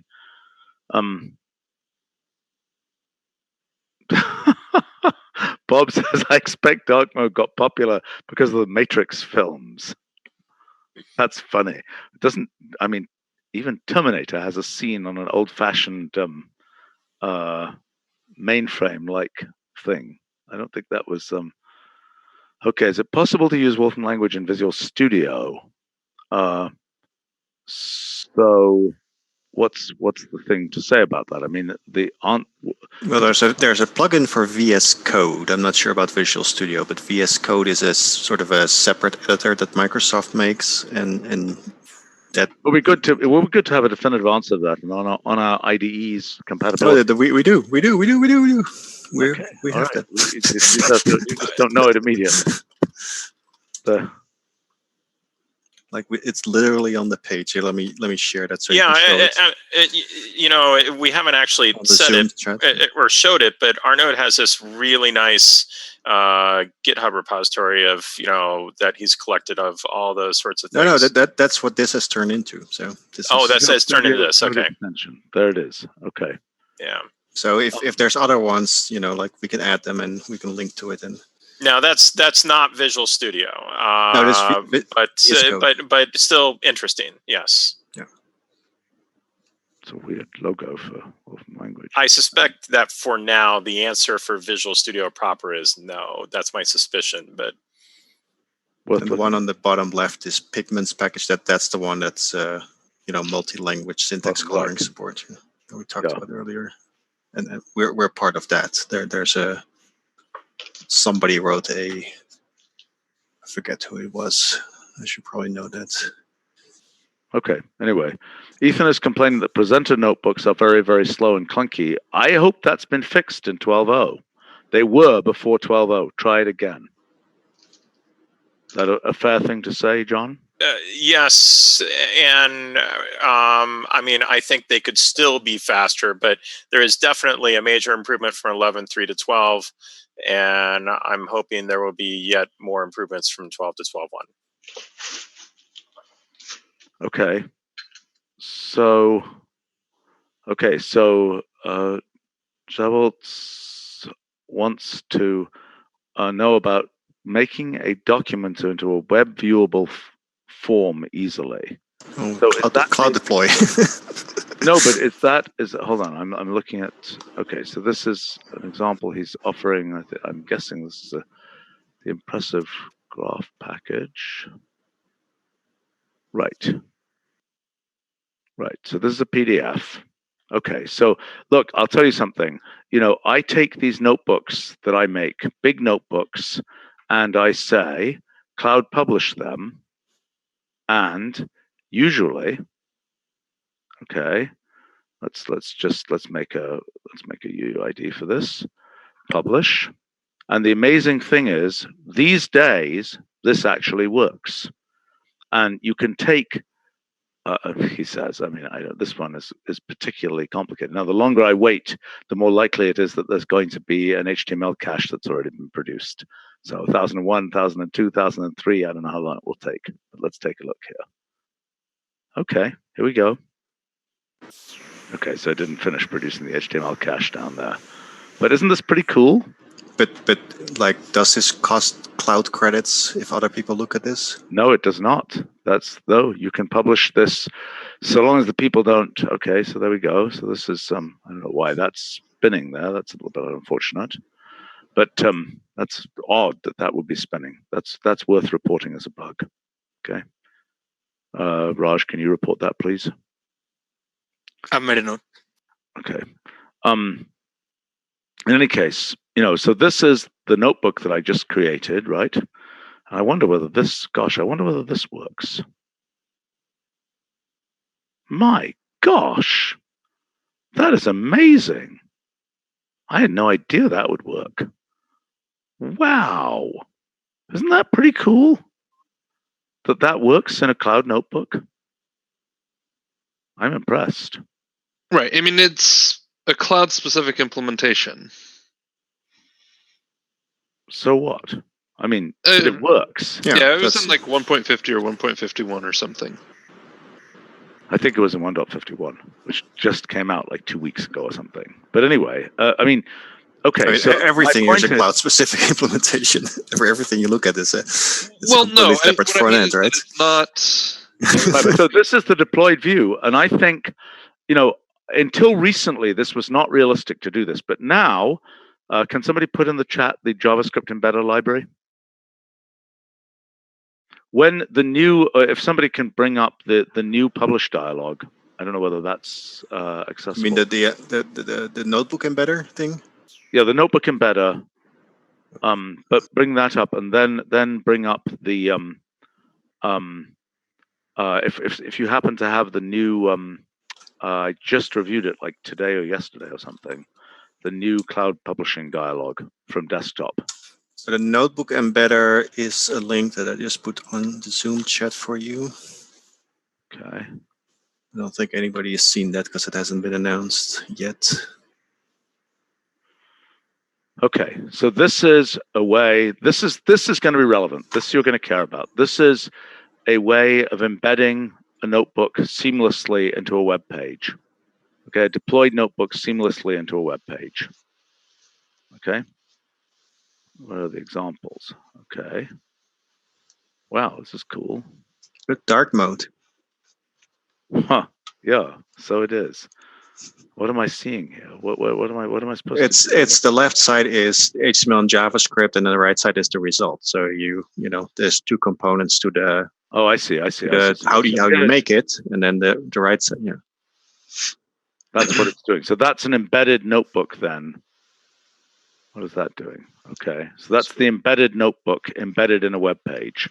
And on the left is the code that corresponds to it. Right, and presumably that's the actual. That's Jan's notebook URL. That's public. Right. Isn't this neat? This is really that documentation I just saw. That I think is the I think this is a really good way to do that. And you get open and closed cells. You get the whole ball of wax. What are we showing here? It's a implementation that we have in the external bugs tracker, which showcases the same thing. Well, I think showcase the same thing. That's an iframe. Not the same thing. That's an iframe. That's the old technology that isn't interesting.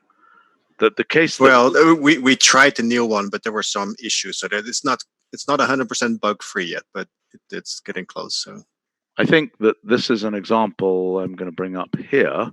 I think this has an example.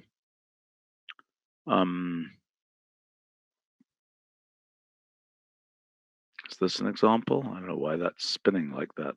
This is not an example either. Yeah, okay, so that's an example of but I don't think this is an example where the caching is not enabled properly. Right, and this is a very old notebook. This is probably a notebook from 25 years ago that we're not yet making available there.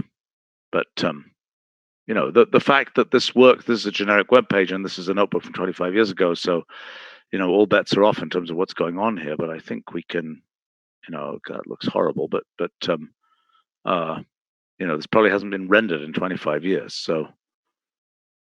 Stop interactive rendering. Okay, I did something. Well, whatever. But that's the idea. I mean, a modern notebook should render very nicely that way. Okay, yeah, we'll wrap it very soon here.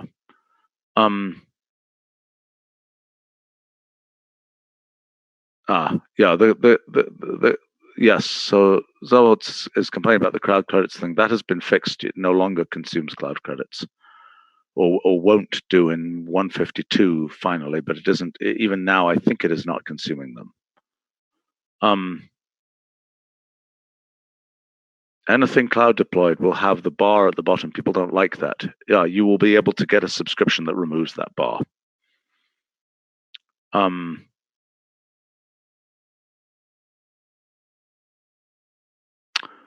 Okay, it's a completely different topic here, and this has been the last one I think we should address for tonight. Okay, actually, another question from Ethan here. The notebook encoder embedder is cool. Does it work with longer running and larger manipulates? So the answer is, I think, no, in the sense that the notebook embedder doesn't care about that. The question is whether the account and the cloud that you have behind it is enabled for those things. So if you have a private cloud, for example, you can enable it to grind itself like crazy on a manipulate.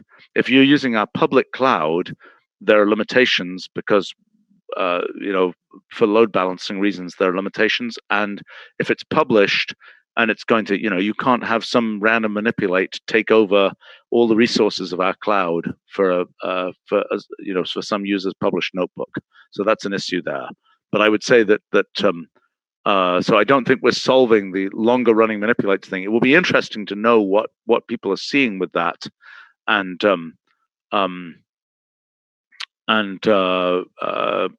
what people want. And I don't know a good solution to that, because ultimately, it's going to grind a CPU, and it's that in the end, that's going to be in somebody's account. There's a question there about load balancing for the cloud. Nobody on this call has anything to do with that issue, so far as I know. But that's a good thing to talk about. And actually, if somebody could add that to the cloud development meeting, please. Raj, maybe you could. I'll pass it along to Matt. Thanks. Okay, the final question here was from Ian, asking about orders of magnitude slowdown in computation speeds involving quantity variables. I think we don't have the right set of people here to talk about that. That is something that, unless maybe we do, maybe Jose can say something. Jose has been completely silent because it's not been his topics particularly. But right. Yeah, I mean, go ahead. Yeah, so we are working on improving quantity speed, and it has been moving in several steps. The first one was to eliminate any connection to the Wolfram Alpha servers, because they were still being connected for some parts of interpretation and so on. And now we will be improving the speed by moving some parts to faster C code. Right. Good. What's the time frame for that? Is that a 12.1 thing? Not 12.1. We are working now. I mean, Nick and I are working on date intervals and date functionality. So probably after that, we will go back to quantities. Okay. Okay. I think it's getting late here. I got to get to work on some other things actually. But we thought this. I mean, I think this experiment. This is the first time we're doing one of these discussions about user surfaced issues, and this has been helpful to us, I think. Hopefully it's been helpful to folks on the live stream too. Okay, we've got a pronunciation guide for Zaboltz's name, which I will look at here. Okay, we'll bring this up just as our last. Oh my gosh. Okay. I should be able to read IPA. Again, Sam, so this S-A. Zabolch.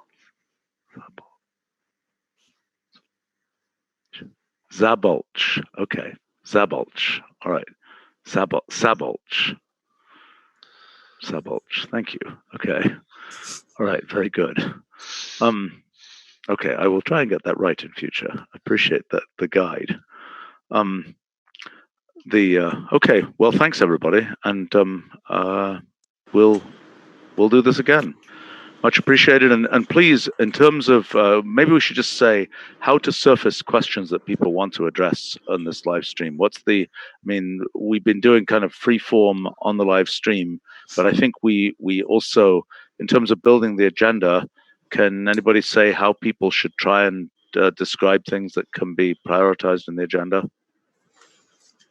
Well, I started out making the agenda based on the community post I did. So I tried to get, issues there, but then I think the chat comments kind of took off after that. So fair enough. Okay, it's not like we lack issues to look at, but it's kind of like, who's no, but I think the important question I'll note is that, we have hundreds of developers, right? So it's, making sure the right people are in this meeting. Yeah. I would suggest going area by area. Like we can, we've discussed import-export, right? But we could go and dive into more detail in that, right. or any area. Yeah. Right. So that would be useful if people have particular kinds of areas. I mean, we happen to have many people here who are reasonably expert in the issues that we're talking about, but that things people could have poked at, which we just wouldn't have had anybody here to discuss. So we also have a developer conference coming up in case people want to attend that. That's true. That's a place where or next year. Want the full when is it? It's in like late October 20th or something. It's on my 28th birthday through 31st. Okay. So that's the real place. If you really want to find out what's going on and make your case in person. A good fraction of our developers show up to that, or at least representatives of most of the teams show up, and they're often recorded too. So if you cannot attend, you can always watch them, and certain relevant areas you can see what's going on. Okay, well, thanks all, and gonna sign off. Much appreciated. We'll be back another time. Okay, bye-bye. Yeah. Bye.